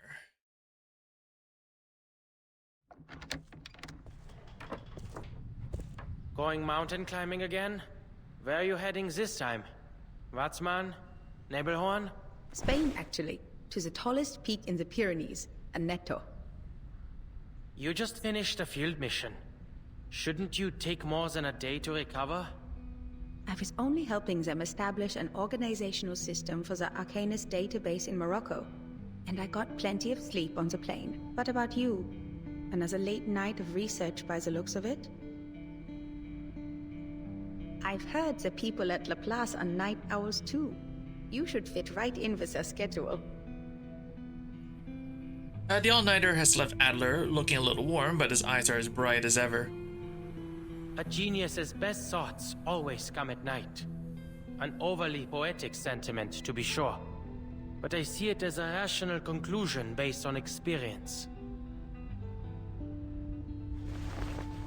Greta shrugs. She has no intention of nagging him about it the way their parents do. Remember, I know, mow the lawn. Noticing the silence, Greta slows her hand on the door again. you look like you still have something to say. This month, it is setting up an Arcanist registry. Last month, it was mediating an Arcanist dispute, cleaning up after the Foundation's mess. I don't think we need more examples. Greta, you're working like Mama sweeping the damn dust behind the door. She sweeps and sweeps, day after day, year after year, to abate a problem that could be solved by simply closing the window. I know you aren't happy with always having to pick up after her in secret, but you shouldn't let Mama know that. But tell me, Bruderherz, do you think we should close the window forever? No, what I meant was... Greta waves her hand. I never did properly tell you why I joined the Foundation. You're right. Field investigator work is as you say. But there are complicated procedures to follow. The actual situations are so simple, it hardly takes a genius to figure them out. most of the difficulty comes from dealing with officials. It's entirely up to them whether they drop the red tape and empty rhetoric or raise their walls higher. And from a utilitarian standpoint, it's not a rational choice. After all, the promotion prospects are very limited. Then why do you insist on doing it? The stubborn confusion in his voice means this won't be a brief chat. She glances at the clock on the wall, hesitates and shifts the weight of her backpack. Adler, have you heard of Mount Godwin Austen? They call it K2. The second highest mountain, after Mount Everest. That's right. I like the name K2. Just a letter and a number. It's direct, bare, concise, unembellished. It perfectly captures the image of a brutal peak. That mountain has a higher death rate among climbers than that of the world's highest peak. Once you choose to climb it, you've already put your life in the harsh hands of nature. Even among mountaineering clubs, amidst the praise for your determination, I trust the majority of people would still exclaim, "Do you have a death wish?" I don't follow.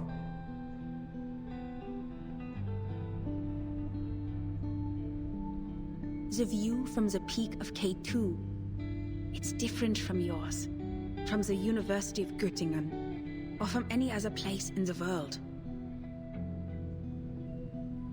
That's what those people with a death wish are trying to obtain. Of course, most Foundation field investigators don't face such extreme conditions. I don't understand Arcanum. I don't understand the Arcanists it creates either. But these things are deeply rooted in our world. The Foundation is a great fulcrum, a window, a place to observe, and to participate. Even if I wanted to, there's no avoiding dealing with all kinds of Arcanists and Arcanum. They hide, tucked away among the many interwoven branches of bureaucracy. This is a view gained only by joining the Foundation. Each Arcanist becomes a new case study, because no matter how bizarre the phenomenon, once it is systematically documented and analyzed, it always falls into a chain of logic. Adler, why are you looking for a unified theory? To make the world concise, summarizable. It must be noble and reliable to be suitable for life.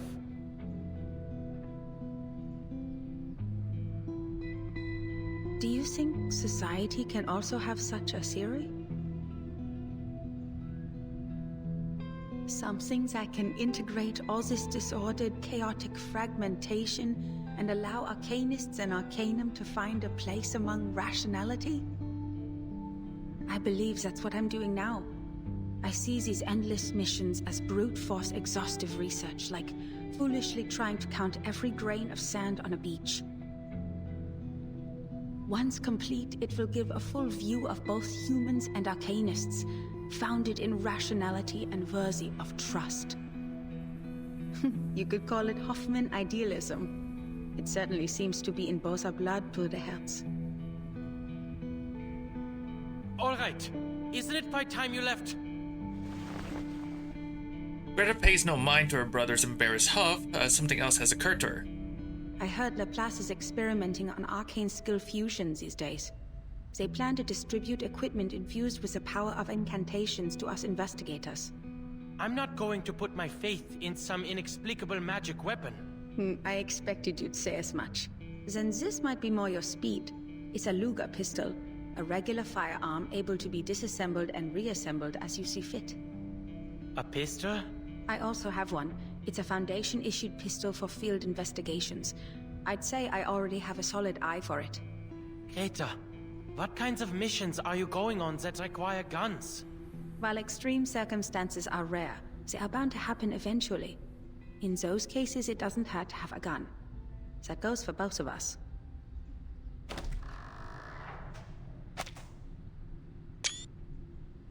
She settles her pack on her shoulders. The half-open door swings wide I'm and heading the... out now. Okay, that's gone.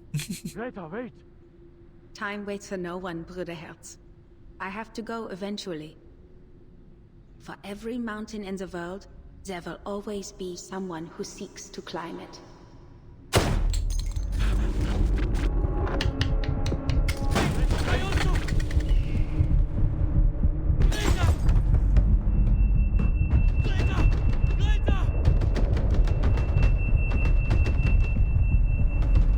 He pounds his fist against the door. It doesn't move. A door he knows well, a door he has always wanted to open. A door he had once opened, a door that opens only for geniuses. Damn, dude. He is all kinds of messed up in his head right now. He snaps back to reality. The stares of his colleagues in the Laplace meeting room bore into him. You've been out of sorts during our recent meetings, Adler. You should get more sleep. Sleep is a vital function for humans. Thank you for your considerable insights into human nature. But that's quite enough. Now to our current situation. We need to figure out our next steps. The conversation resumes and the geniuses leave behind the trivial matter of sleep. Ludwig's reappearance has introduced a serious problem. The core is no longer in our hands. Our crossword puzzle has been torn to shreds, and we have no leads to speak of. Even the most skilled cryptographer can't reverse engineer a key out of thin air. Seems like an easy fix to me. I say we take apart the toy box. Ludwig and the core are both in there, right? So take it apart. Let all its elements reset to their original states individually, then it'll be a breeze to analyze. That's too reckless, researcher Medicine Pocket. Dismantling the toy box might cause significant data loss, or possibly even destroy the toy box itself. Then we'll be without any research subject at all. Well, sitting here overthinking everything isn't gonna produce any results either. Just reset it. We can continue with our original plan. Enigma cuts in, stopping the argument before it starts. The toy box remains unstable. If we reset it in its current condition, there's no telling whether we'll return everything to its original state, or just cause even more chaos. Ludwig's signal is still near the tower. We'd better come to a decision before he leaves. No more hesitating. There's no use in waiting. Plus, since the data is restored after each reset of the toy box, we can start by assuming that the mishap with Ludwig has been fixed. We start with a hypothesis, then we test it.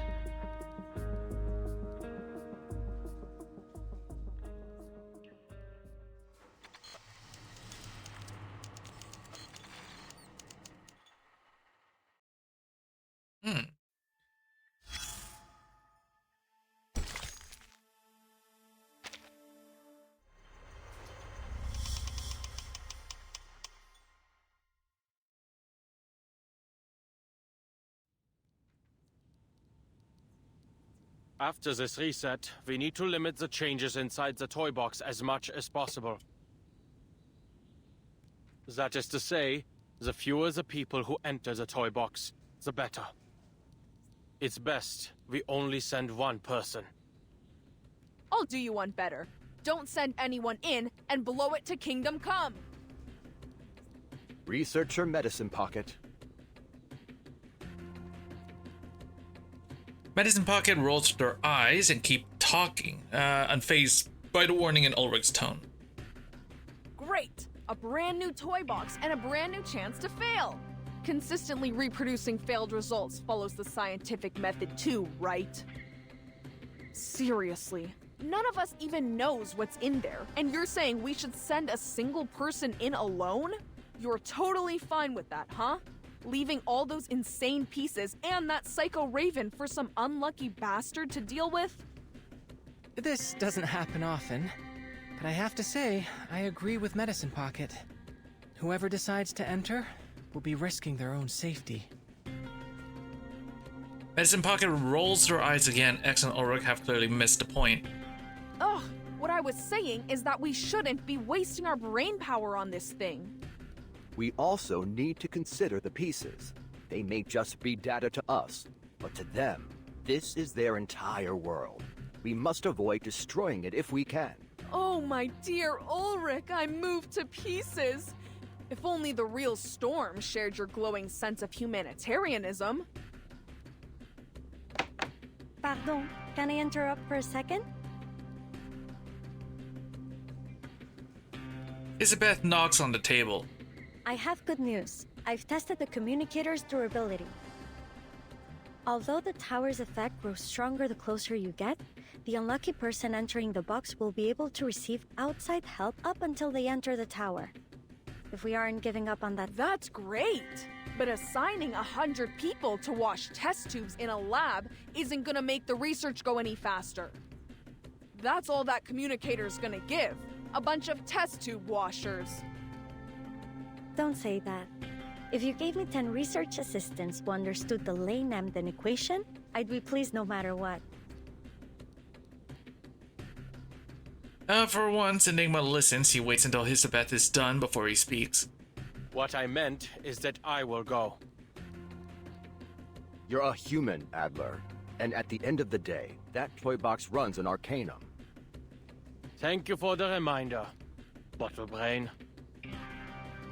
Enigma's tone is polite, but his expression is grim. I'm certain you will all provide more help than test tube washing, like capturing arcane fluctuations and relaying the data through the communicator. Besides, I'm the cryptographer here. I doubt any one of you has undergone even a fraction of the cryptographic training required to reverse engineer a key from an as of yet unknown cipher. Well, I certainly haven't. But I believe I understand now. You think Ulrich has a point too? Humanitarian care, no? Where on earth did you get that impression? He turns away, but his darkening expression doesn't escape Isabeth's notice. All right. You're right. You didn't say that. She shrugs and clears the way for Enigma. A faint dizziness blurs Enigma's vision.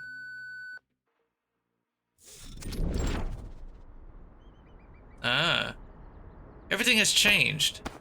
Frowning, Enigma pats his wet coat, sending little streams down into the moonlit water below, assuming that is indeed moonlight and water. Whoa!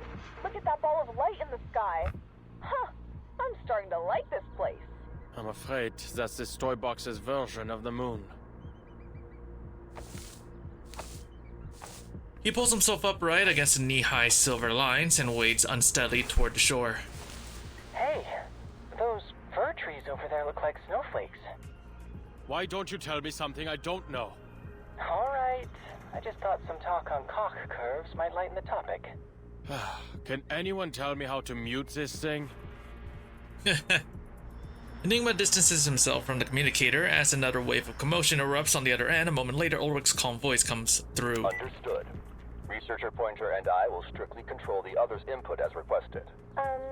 Right. We guarantee we'll only bother you if it's essential. Thank you. I'll contact you if necessary. He switches off the communicator, yet the surrounding noise persists. Who's there? Not far off, a young piece turns around, hands twisted together nervously. Enigma? Didn't expect I'd run into you here, Miss Marcus. Are you reading? He points at the thin white cuboid in the piece's hand. Yes, Mr. Enigma. I'm reading a story. The quick brown fox jumps over the lazy dog. That's the story? Ah, I understand. Mm-hmm. It's about legends and people who write history. I haven't finished it yet. The quick brown fox jumps over the lazy dog. She smiles shyly. What used to be a book has slowly flattened into a colorless, almost something depthless. I can help you with? Quick. Shape. I'm looking for a tower. Do you know where it might be? It seems a lot of people are looking for that tower. It might be on the other side of the forest. Thank you. Miss Marcus, would you like to come with me? She looks bewildered. The book finally loses the last of its depth and slides from her arms. I'm waiting for someone. I don't seem to remember who I'm waiting for. Brown. Was she also looking for the tower? The quick brown fox jumps over the lazy dog. Forget it. Enigma hesitates, then crouches to pick the book up for her, but it slips through her fingers like the moon's reflection slipping from cupped hands. He shakes his head and gives up. It's useless anyway. I should go, Miss Marcus. He strides away. The girl's voice follows after him. Please, careful. There's a fox, brown in the forest, lazy dog. Thank you.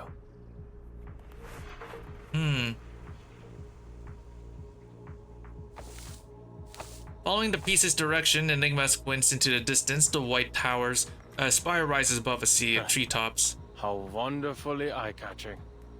What is this? Tantalus's punishment? Another figure emerges from the shadows of the trees. Closer, don't any come.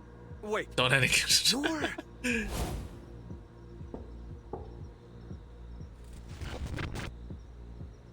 He knows this researcher the toy box is pulling from his buried memories.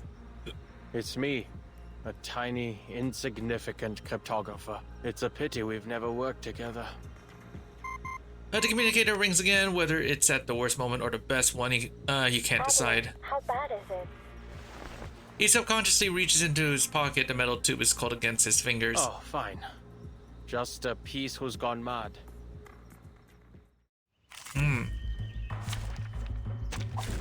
Program activated. Initiating research on a big unknown opponent. Sampling, analyzing. Kindly make your way into the reagent bottles. We'll shake them to see if you're a solid or a liquid. That almost made me laugh. Unfortunately for you, that is not enough to convince me to cooperate. Valid data. Computation check.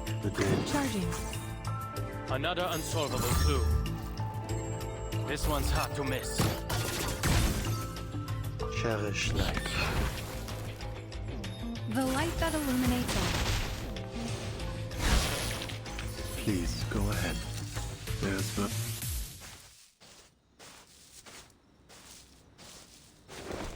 Enigma looks up at the top of the tower for what feels like the 1000th time. It's faintly glowing. He raises the communicator. We have a problem. Even after all this walking, I haven't gotten any closer to the Tower of Babel.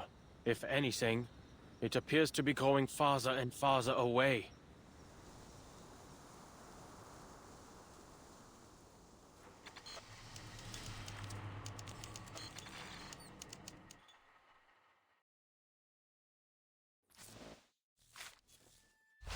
Hmm.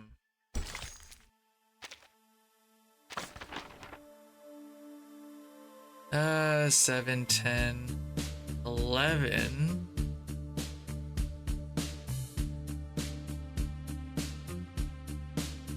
Wait, does it only go up to 11?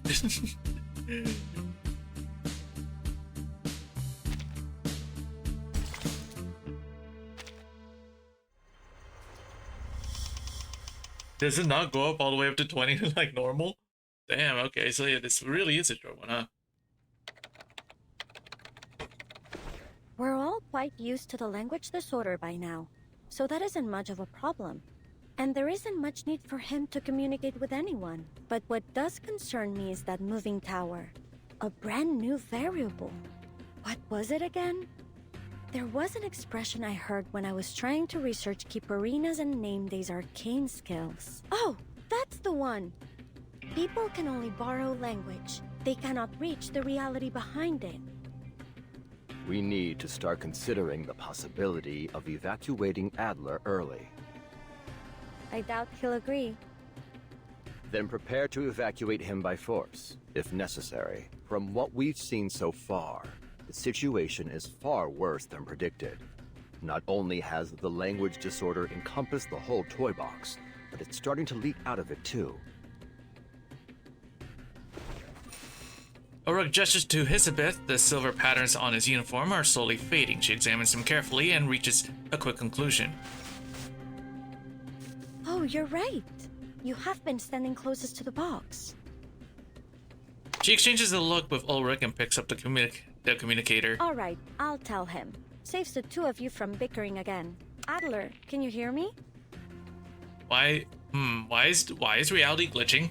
I hope you have some good news. Sorry for what I'm about to say, but I'll keep it straight. The toy box's instability is higher than predicted. We advise you to return early.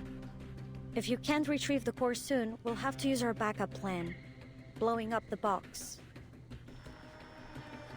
Enigma goes quiet for a few seconds. Brain agrees with this? I didn't want this either, but right now, there's no better solution. Ulrich, what are you saying? Ulrich, what are you saying? The disorder is spreading to Laplace again. Your time in the box is limited.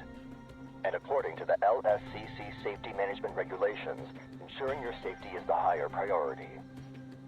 Enigma takes a deep breath, yet doesn't argue. I understand. Give me 2 hours. If I don't make any progress, I'll return. Then, we can blow it up together. 2 hours, Adler. We'll do whatever we can to help. Researchers X, Medicine Pocket, and Hisabith are currently dealing with the spread of the disorder. I also need to step away for a moment to deal with it. Researcher Pointer is monitoring the toy box's situation. If you run into any danger, be sure to request assistance immediately. I will. He looks up again at the white spire, seemingly within reach, yet forever beyond it. Maybe it's just his imagination, but for a moment it felt like he was closer to it.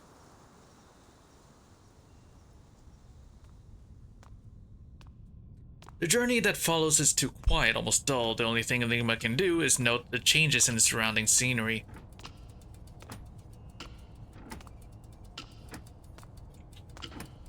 He keeps his eyes peeled, but no other familiar faces appear until a heated argument, even for Laplace's standards, break out ahead.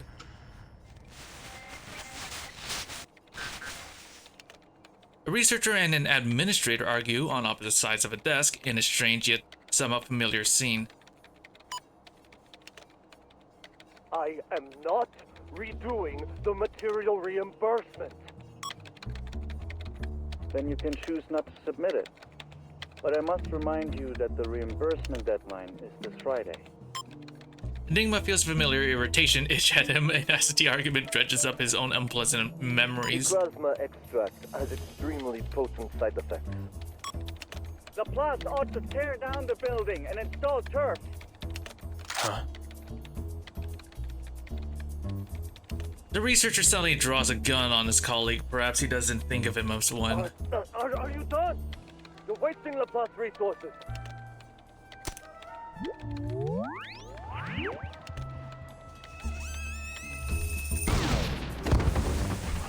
Bang, the staff member drops to the ground. Enigma isn't sure whether he should step forward and do something. Liberation for all the critters in the canteen! Before he can decide, a pack of critters pours out from behind the researcher. Peace and lunges at him.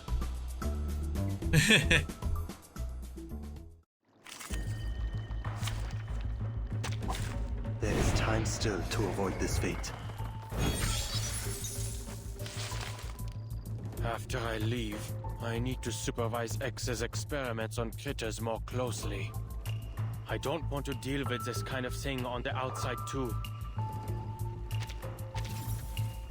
Valid data. Computation check. Loading.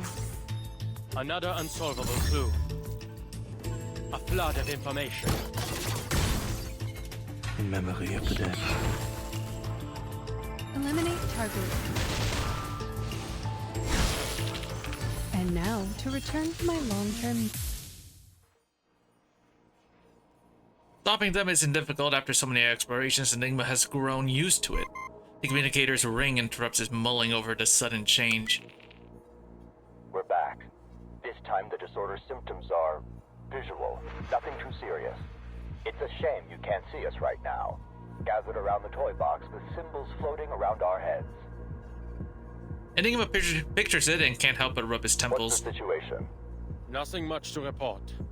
So, a piece just did something I'm sure we've all wanted to. He applied for a massive amount of funds? No. He killed the administrator who asked him to resubmit his invoice. Then led a dozen critters in an attempted uprising. Very extreme. Intéressant. Now, there's no one here who wants to do anything like that to our colleagues. To each their own. I'd like to confirm something.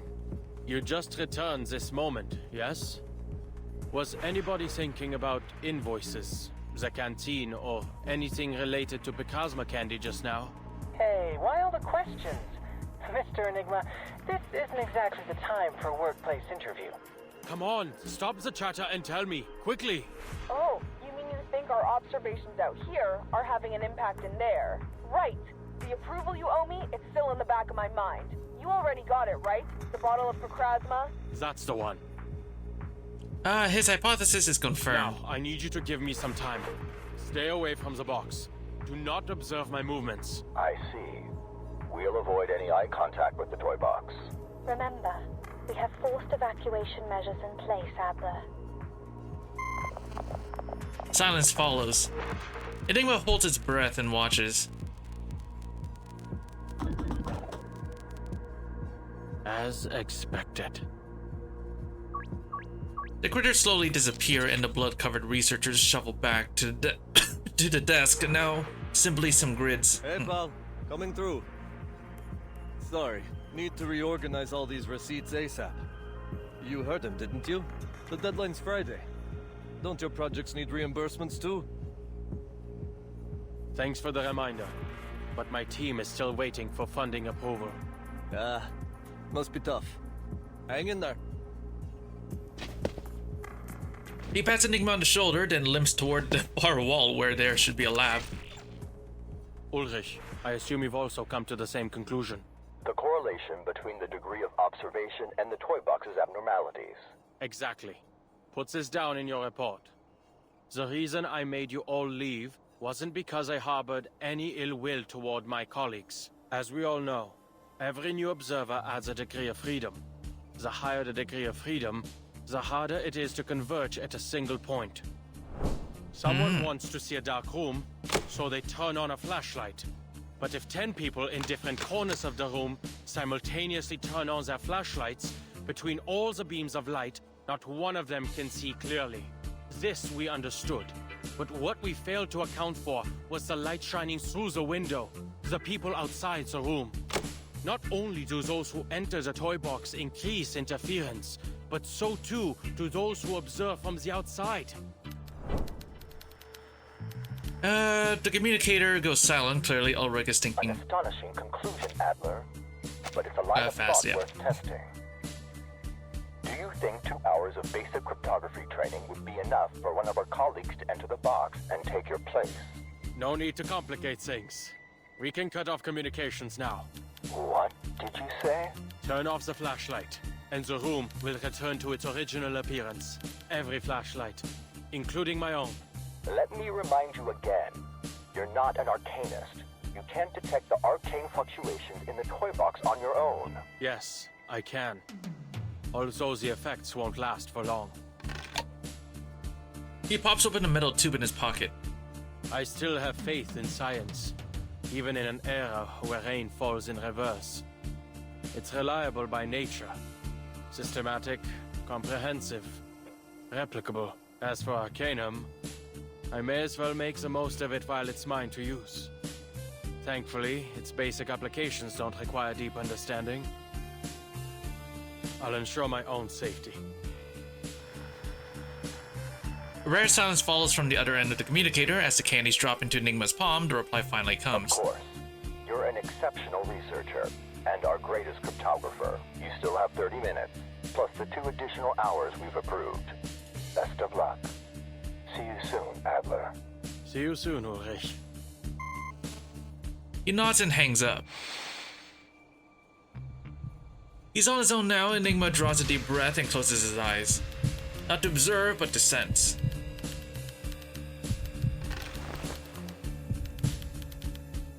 An unfinished antidote and a trace of test poison to keep Manus Vindictate from using it to cause another tragedy. He's tried it countless times, it should work. The taste of Picrasma extract creeps up from the back of his tongue. Enigma's 1/4 Arcanus blood briefly awakens. Arcanus in human, Arcanum in science. Science carried him to the point where there seemed to be no going forward.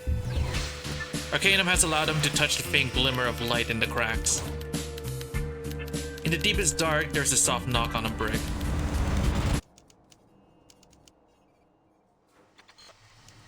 Be continued.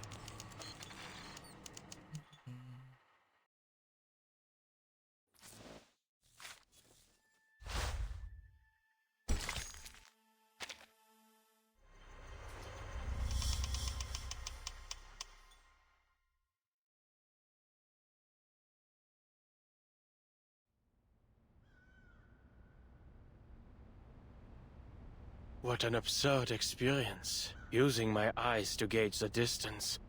What I saw was a far-off tower and the many difficulties to reach it. That, I realize now, was another result of my observation. Yet the moment I stopped trying to logically deduce its location, lo and behold, here it is.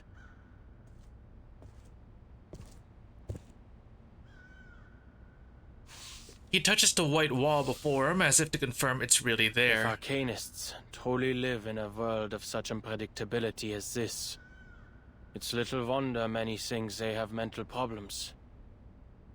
Alright, since everything's been reset, that thieving raven will likely reappear at the tower, with his shiny contraband in tow. The only problem is getting inside.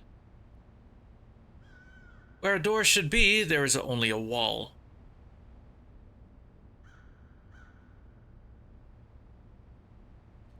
Enigma tilts his head back and estimates the tower's height, weighing whether it's worth the climb. There aren't enough footholds, and I'm not certain whether that structure up there is in fact a window. He pauses, then lowers his voice. Open sesame. The wall doesn't answer, nor does it mock him for trying. Arcanists can't just make up incantations, it seems. I thought as much. Surely, I don't have to delve into my imagination. He closes his eyes, still facing the stubborn wall. Arcane skills. Arcane skills. How on earth do they figure out these things? I should have asked for a copy of a basic guide to using Arcanum before cutting off communications. Never mind. The principles ought to be about the same. Focus your mind and let the intensity of your thoughts bore a hole in the wall. Not hoping to turn your thoughts into a sledgehammer, are you? Enigma's eyes snap open, the unchanging darkness is gone. He follows the sound upward, the raven glides down for a smooth landing. I never expected the ever-logical Adler would have such a wild imagination. Enough wasting time. Hand it over. You didn't make all that effort making your way here simply to rob me, did you? Seems Laplace hasn't been so busy these days. As you can see, your instincts have interfered with our work. If you enjoy collecting shiny things so much, I'll give you this communicator. Take it, or any other thing you want. Empirische Urteile. Überhebliche Spekulationen. Ja, so denkst du. Und genau deshalb wirst du den Nutzern arkaner Fähigkeiten niemals begreifen. That's irrelevant. Has the simulation been upgraded? Or are you being affected by corrupted data? The others haven't shared much personal information on Ludwig. Are you German? Ludwig just mechanically turns his head and fixes his gaze on him. Ich verstehe ganz genau, was du willst. Du bist viele Male in diesen Turm gekommen, um ihn zu zerstören. Und diese Farce eines Experiments. Dann hat sich etwas verändert. Du wurdest neugierig, wolltest seine Geheimnisse enthüllen. Der natürliche Instinkt eines Forschers. Doch du wurdest viel zu hastig in deinem Streben und hast begonnen, Dinge zu erforschen, die du niemals zu begreifen hoffen kannst. A constant stream of words flows from Ludwig's beak. Enough chit-chat. Du kannst das Arkanum nicht begreifen.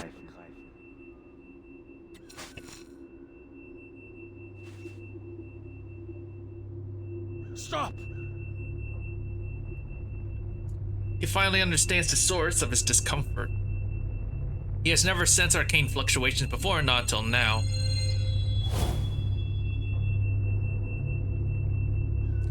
Of course, he can't immediately detect the abnormalities quietly building. Kannst du diese Tür nicht öffnen?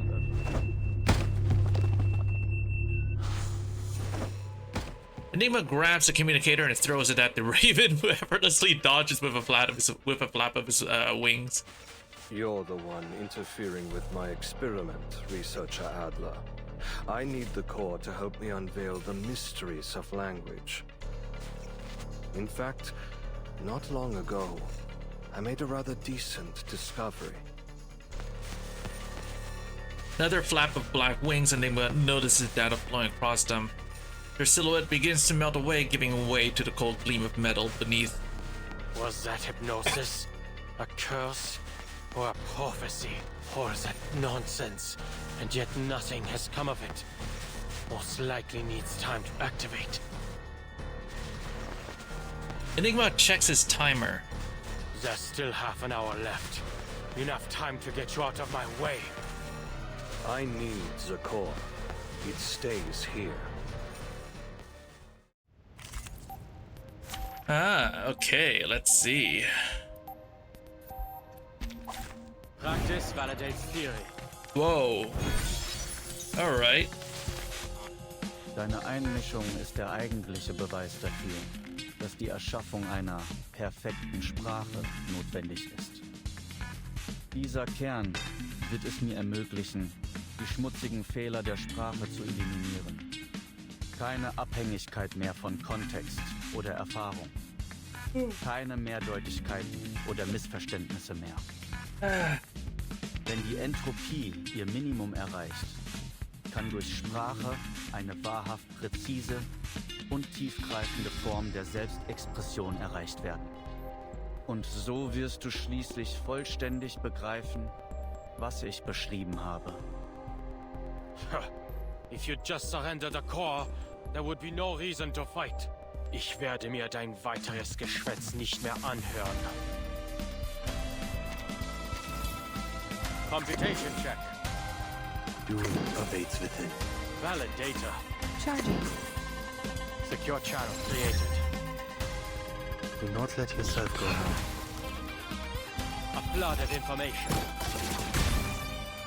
Barrage. It must end. Damage.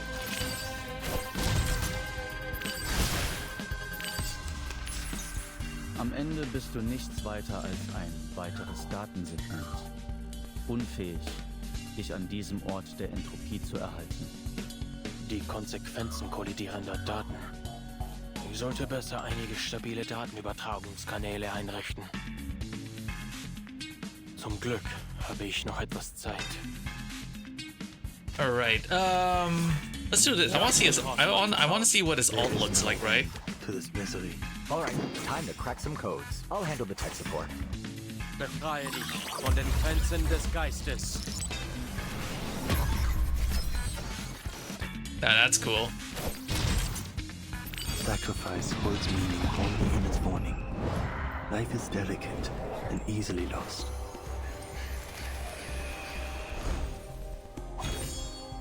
The perfect solution.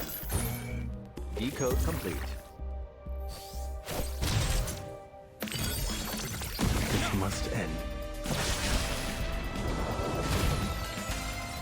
There we go. Bird just just died. All right. Of reason and passion. Nice. The fortress crumbles, the metal dissolves like foam. Ludwig twitches on the ground. He spreads his wings and struggles into an upright A position data flashes in his black eyes. My data? You've utterly destroyed it. We both know the box will reset. And you'll go back to your chattering, Raven. Ah, yes. The pieces exist in a world that may be reset. One might think their lives are full of opportunity and that everything is recoverable. But under special conditions, these pieces can also die. What do you mean? The core's contents have the ability to interfere with everything around it. It can tear your mind apart, even scramble your data into a jumbled mess. Opening its protective shell won't bring you the results you're looking for. Ludwig already paid the price for his curiosity. His experiment failed, and his mind was imprisoned here. It wasn't until a short while ago that he finally departed. I am merely a segment of leftover data, an attempt to warn other curious minds to stay well away from danger. Oh, so wait, Ludwig is just dead now, huh? You mean to say your actions came from good intentions? Care to explain that incantation of yours? It still hasn't taken effect. It was meant to change your mind, to prevent you from comprehending the arcane presence here. In stopping you from entering the tower, you would be protected from the madness and ruin that awaits. There's no need for you to go the way of the other pieces who came here, breaking down piece by piece, until you eventually vanish into nothing. His feathers begin to fall, more symbols flicker across his body. But you needn't worry. It won't be long until my arcane skill ceases to function. I've never had the opportunity to work with Ludwig. But based on your simulation of him, I can guess he's a stubborn, conceited, curious, egotistical fellow. Oh, not really. Just a raven cursed with knowledge, trying his best to protect those who come after. A typical Laplace employee. You're unhappy. He studies Enigma with eyes that no longer shine. No. I was only thinking that perhaps there should be someone who helps bear the risks and makes decisions on behalf of these geniuses.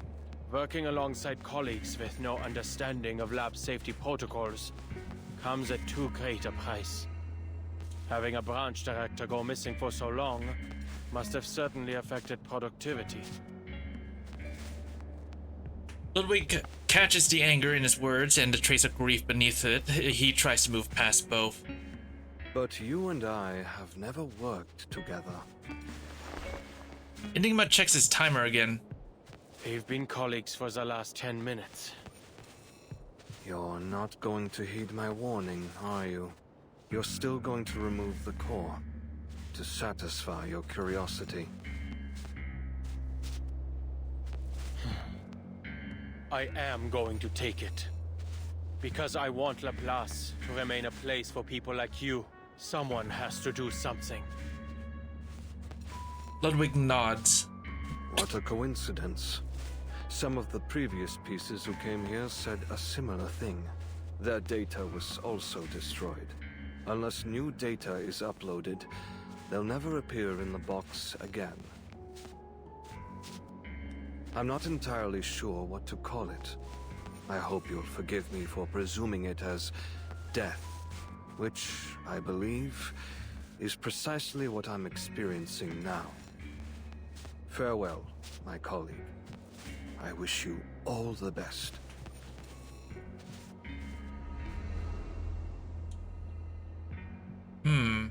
So I'm not sure if Ludwig is just dead or what. I'm kind of confused right now. Ludwig vanishes into the air, and on the wall behind her, where he had stood, a door appears. Farewell. Enigma approaches the door. To be continued.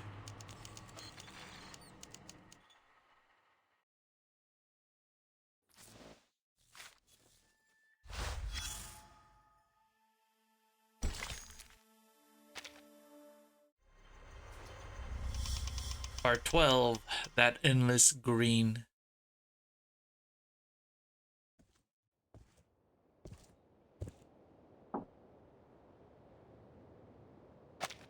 All for nothing.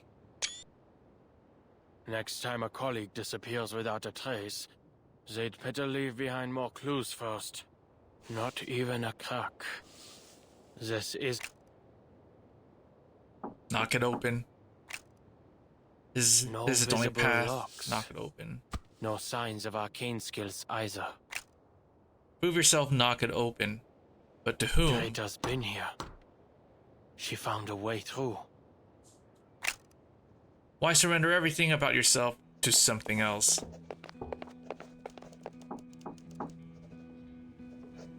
Researcher Adler? Researcher Adler, how are you? We've all been quite concerned about your condition. Enigma ignores the voices calling from outside. The results of our investigation into the storm have arrived, and everyone's fighting to form research teams. This might be a bit presumptuous, but we'd like to invite you to join us. Just another group of people who believe science can explain everything. But during a cryptography lecture at the University of Botany, you said every puzzle has a solution, and that if there is no answer, it's just because we haven't figured out the rules yet. Just some seekers who Just like think that, they can solve it all. crossword puzzle that nobody's ever solved. We'll be entering new territory. The first to research the storm. And we'll be the first to find a solution. To figure out the truth. He stares at the crossword before him, the letters in its squares drowned in ink so thick they're illegible. Just like the storm covering everything with no pattern at all. Solution? A solution that can be overturned at any time by the appearance of an inexplicable presence? Only a fanatic would find joy in all of this. At least they finally have some evidence that gods are here.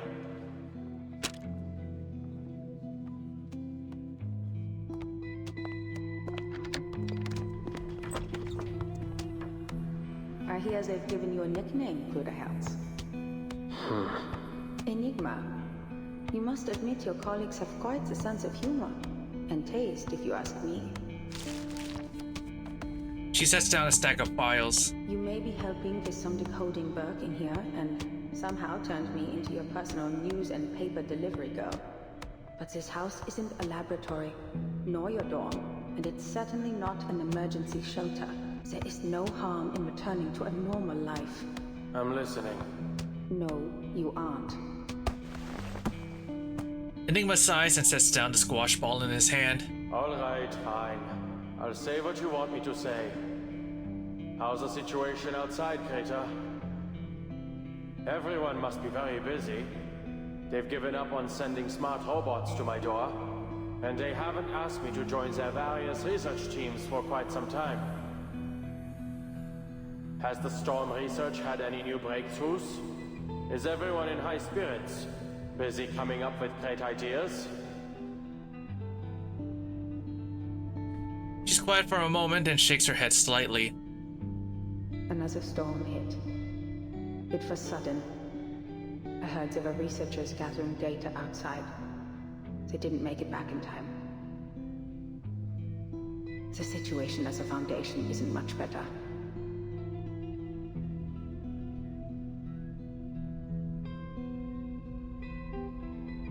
He wants to slam his fist on the table, instead he just pushes the papers aside, exhausted. Is that so? I see.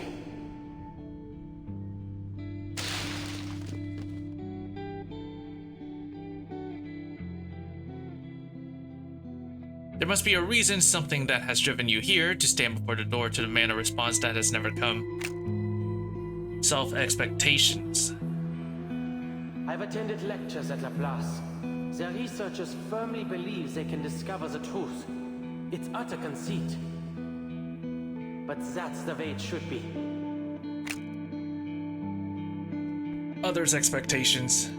I'll take up that hole and do what you've been nagging me to do. I'll take care of those pesky committees.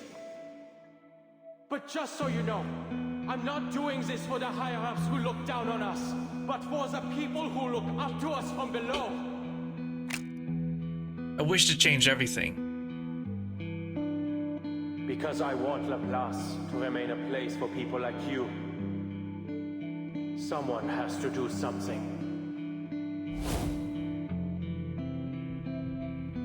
He has never truly looked at this door. Difficulties and obstacles are common in research. Every result is built on countless failures.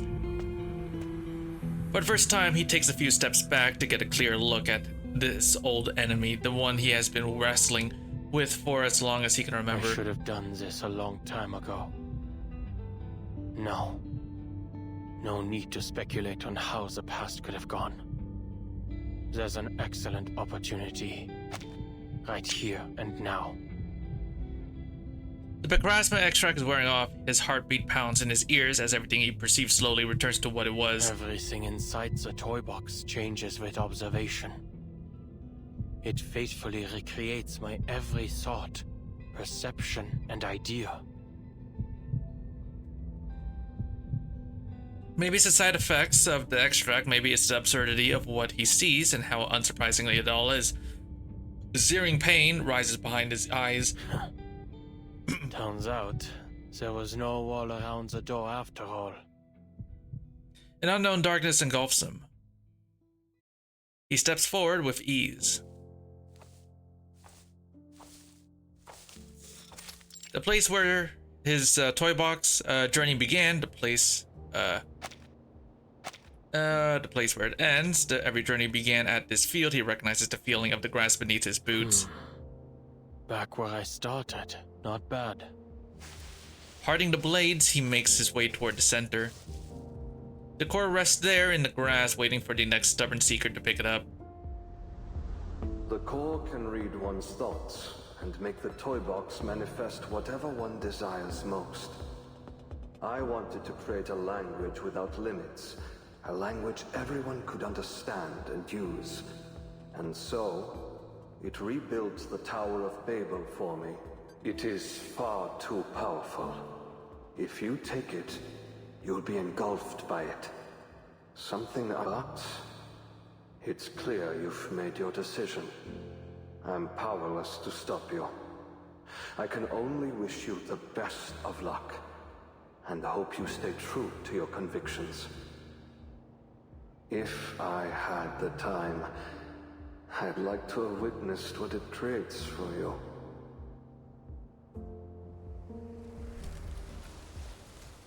There is endless green in countless places. Maybe it's the mountaintop he once reached, maybe it's the graveyard he can't bring himself to visit, maybe it's the open field in front of the Laplace building. All he wanted was to return to that first field of grass. Alright. Adventure's over. Enigma bends down and picks up the core. Good. It's created a new code under my observation. A familiar, basic code. And a hint das Zeitalter der Menschen is to enter. He reads the words under his breath. This is as close to reality as the simulation gets, replicating appearance, language, and thought. The data does its job, producing the most reasonable result it can. In the real world, there is a note just like this in his drawer, taken from that pioneer's journal. She found the answer even here in the simulation. Proof that she will walk this path every time without exception, of prophecy written in data. Arcanum.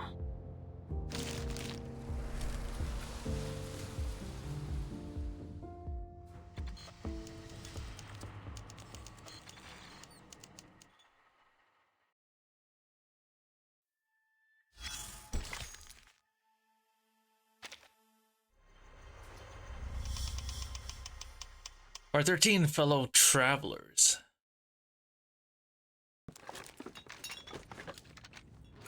The Visionaire cipher. A multi-layered application of the Caesar cipher.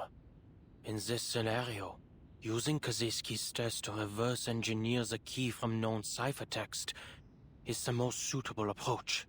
Usually, the key isn't particularly long. It was most likely repeated to generate this ciphertext. Simply find the repeating character sequences and use the distance between them to infer the key's length. It must be a multiple. He hasn't worked on something like this in a long time. A simple puzzle, simple enough that he once walked his family through it as a clever little Where trick. did I put that German letter frequency table? First, calculate the index of coincidence. Then, try each possible key combination in order. Laplace's computers must operate at remarkably high speeds. All that remains, then, is to pick out the plaintext with the most meaning. Done. He picks up the I device. think this is the answer generated from my observation. I'd expected it to be something far more mundane, like squash or answer. Oh. Oh. And nope. U. No. K. No. U. T. Z. Ah. U. K. Oh, okay. Wait, it's all highlighted. Okay. F. Alright. Zukunft. The metal melts into a soft liquid and the indecipherable symbols fall away. He has solved it, and his reward is an unbearable truth.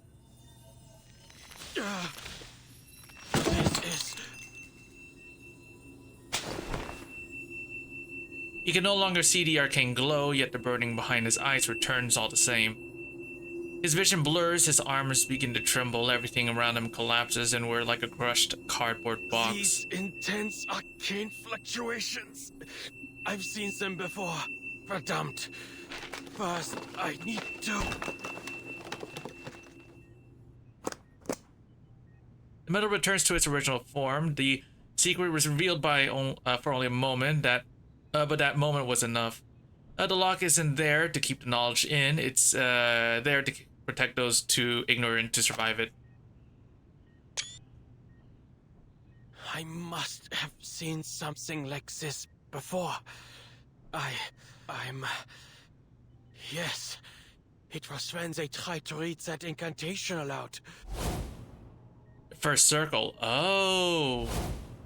The miraculous knot. The thing you will remember till the day you die. Enigma's fingers fly across the keys, pulling up files from the Laplace database. High concentrations of asymmetrical nuclide R were detected in certain locations. Upon inspection, these concentrations were not correlated with any external factors. These locations did not follow any particular distribution pattern, nor did they overlap with the results of our geological surveys. Based on our current research, the arcane fluctuations at these locations are similar to those of an activated Hoffman knot, both sharing the same tremor frequency. Some posit this as a blessing of sorts, resulting from the worship of a supreme existence. For example, the School of Aperons believe in the Boundless One, spared them from the effects of the storm. And Miss Amundsen's self-described worship of the Mother Spirit is most likely connected to the mutation she underwent. All of these locations had records of relatively extended periods of deity worship. Supreme existence? Deity? If there were a unifying theory to describe the entire universe, even these so-called gods would be scientifically explained. Up is manipulated by invisible strings. Enigma leans forward, head bowed. He stares at the cold metal core in his hands. Doubt and mockery harden into anger, which then instantly morphs into something stronger. Curiosity. What a helpful little assistant you are.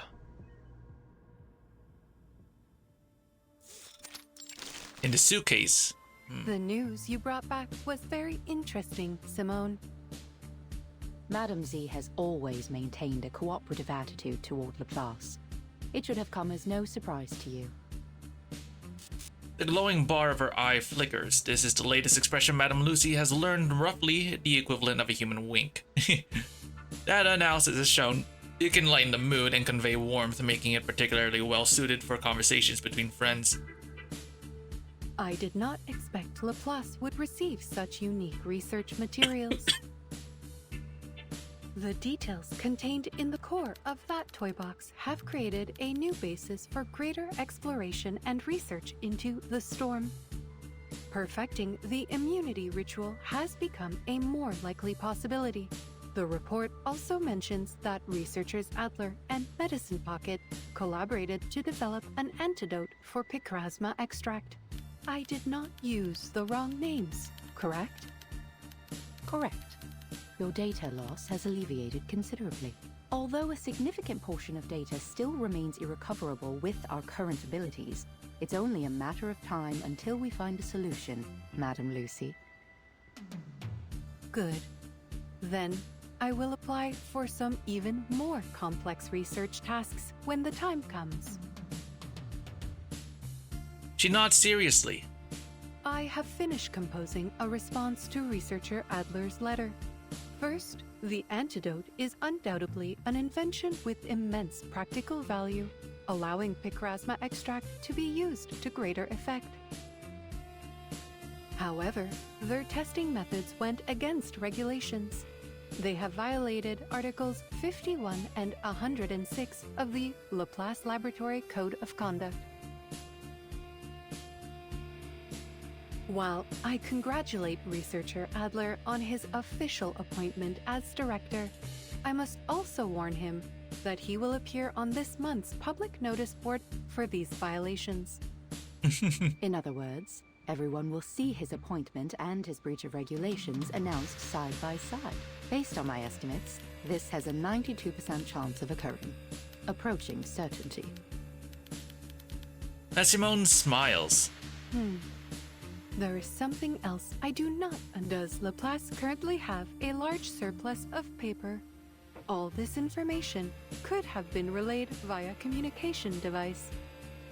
It's generally considered that letters are a more formal form of notice. Any other thoughts on his appointment? Would you like me to monitor researcher Adler's performance during his first 3 months as director? There is no need to scrutinize this specific matter, Simone. Another flicker of her eye, she runs her fingers over the letter on the desk. I am still functioning. Thus, there are still people who seek answers to the world's unsolved mysteries, and those who work to uncover its unknown principles. We continue to walk the path of progress.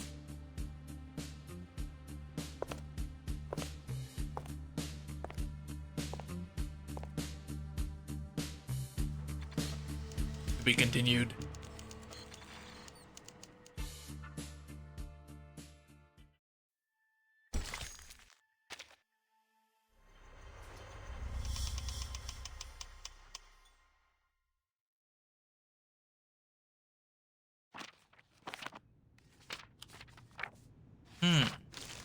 This is a very thorough report, and knowing where you stand, it's safe to say Laplace won't be facing many more problems for the time being.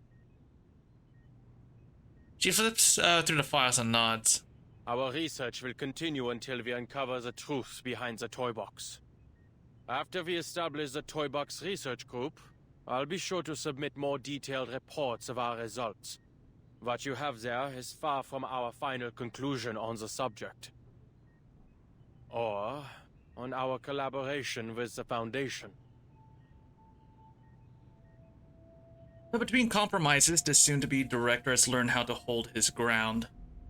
Anyone who gives the final answer without careful consideration is either a gambler or a cheat. I'm glad to see your prudence and rationality as a researcher remain as dependable as ever. Of course, I'm even happier you finally decided to be more than just a researcher. I'm sorry, but even now I still don't fully understand your decision. I also have one more condition. Go ahead. Before my appointment is officially announced, I want to meet with the Timekeeper. The Foundation's stance is not fully representative of the Timekeepers, is it? Under the framework of a new bill, the Timekeeper and her team do enjoy a greater degree of autonomy. An answer that is both ambiguous and clever, such autonomy, still falls within the Foundation's legal framework.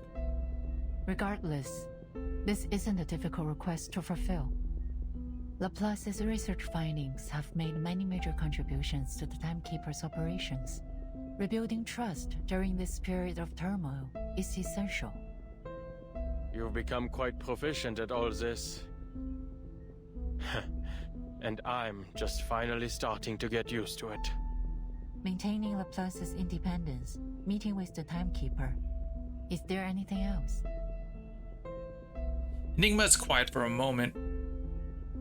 Before the Foundation requests the details of any of Laplace's research, they must inform me what it will be used for. Can you accept this?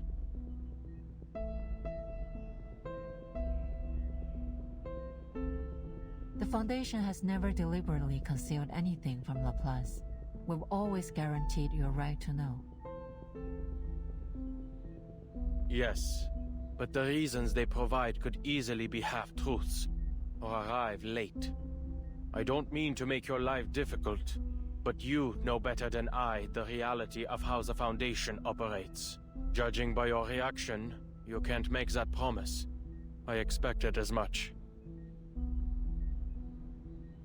She neither confirms nor denies it.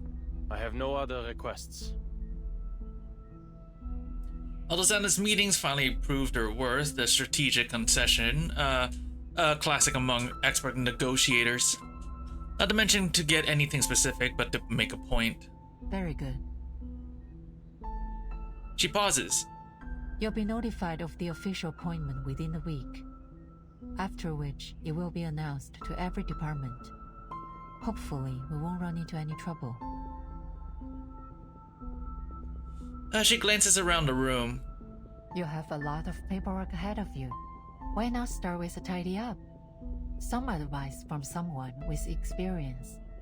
Those paper stacks tend to shrink after a little organization. Resorting to psychological suggestion? If it gets the job done. Madame Z walks to the door, then turns to say goodbye. All in all, congratulations to you, Adler, and to Laplace. You've secured a positive future for this place. She leaves, Enigma standing surrounded by walls of files, sighs.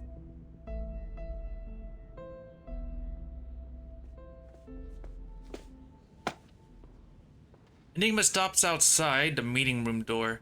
Marguerite. Laplace is a massive institution with and as such, they rarely cross paths. Last time, they'd exchanged only a brief nod. He takes a moment to study her. A cold metallic gleam runs through the center of her dress like a butterfly emerging from a dark cocoon of torn fabric and flesh. I've seen your research. Not half bad. She wears an impeccable smile. Thank you, Mr. Adler. And congratulations. Brief but sufficient. He doesn't want his first act as director to be tearing an irreparable rift through Laplace. Go on in, Mr. Adler. Everyone's waiting. Happy birthday! Hey! I like how Medicine Pog is just studying the toy box. Party poppers go off with a bang. Colorful ribbons rain down over Enigma. What the hell are you all doing? None of this is what he'd expected. It was supposed to be a brief meeting, but the moment he opened the door, control slipped away from him entirely. It's a celebration, Mr. Enigma, for your birthday. And for your appointment as director, of course. Today isn't my birthday. Oh, that doesn't matter. You can celebrate it early. The most important thing is today is a day worth celebrating. There's cake. Is that dairy cream? Or something plant-based? Elizabeth pulls another party popper. The sharp smell halts the snake's investigation. Wait. Our readings have shown higher concentrations of cortisol and adrenaline in the air. We've all been under pressure lately, you most of all, Adler. Your index is higher than anyone else's. A celebration like this gives everyone a chance to relax, which in turn will make them all the more productive with the upcoming workload. A thoughtful theoretical justification for the party courtesy of Ulrich. Well, this is a birthday party, isn't it? Make a wish, Enigma. What's that? You want me to make one on your behalf? Well, if you say so.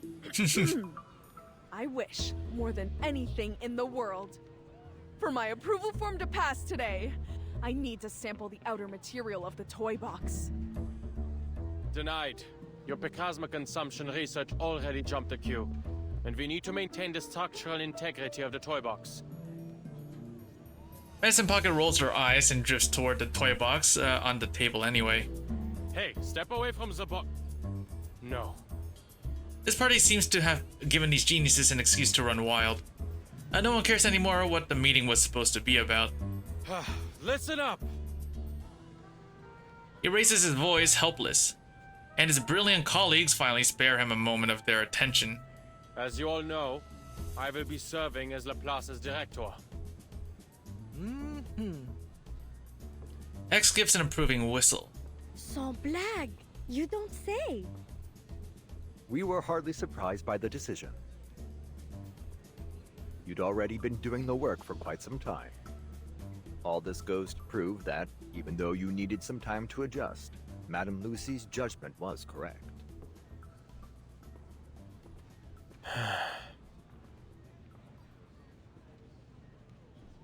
Though he'd prepared a few words, he now finds himself thinking carefully about how a leader ought to express themselves. I suppose I've well and truly picked up some useless habits. And? Anything else you want to say, Director? He looks around at his colleagues.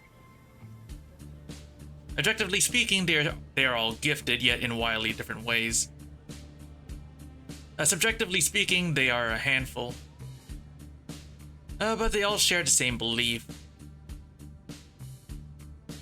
Science. He abandons the speech. In short, I will do my best. Until we find someone better suited for the job.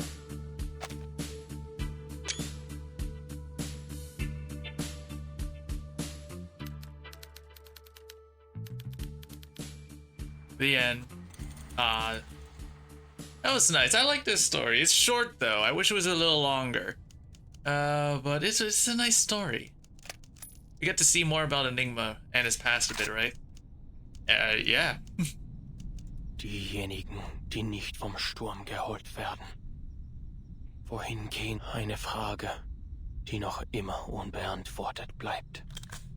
A black and white grid of a crossword puzzle. Ich glaube nicht an die Existenz von Göttern, noch an irgendeinen Himmel oder eine Hölle. Ich wünschte, du könntest mir deine Antwort geben. Ich wünschte, ich könnte dich. He rests his finger on the trigger. Bang.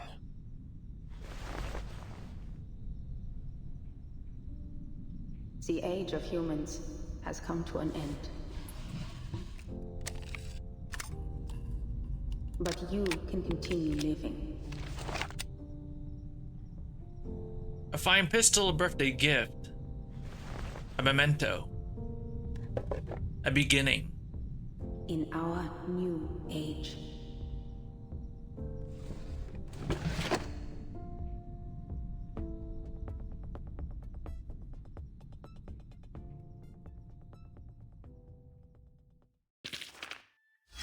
Wow. And yeah, that's that. Wow. That's all done. Wow, yeah, this is a short one, right? So, yeah, that's all I wanted to read, right? So, anyway. Hope you guys enjoyed the stream. I wish the story was a little longer. But I'm happy that I got Enigma, so that's great. So let me just go do this thing real quick. I love the tactical telegram. Lots of free masks you can just get by just doing these like little tasks.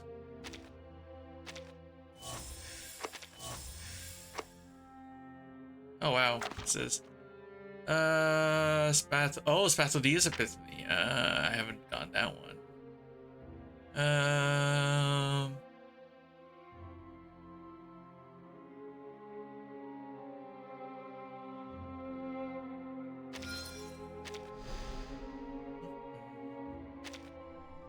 So glad that I got Enigma. Why does it say new?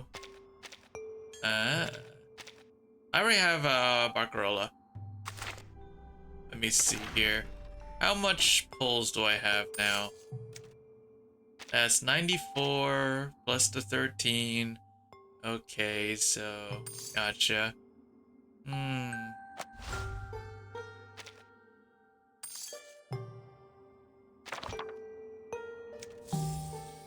Alright, so anyway, I guess we'll stop here. Yeah, it's a short stream, I guess. Hopefully, I'm pretty sure that the next event probably gonna be longer, right? The next event's gonna be the collab, right? So I'll have enough pulls for this, for the collab event, and then by the time 3.7 releases, and then after 3.7, we're going to 4.0, right? I think that's how it works.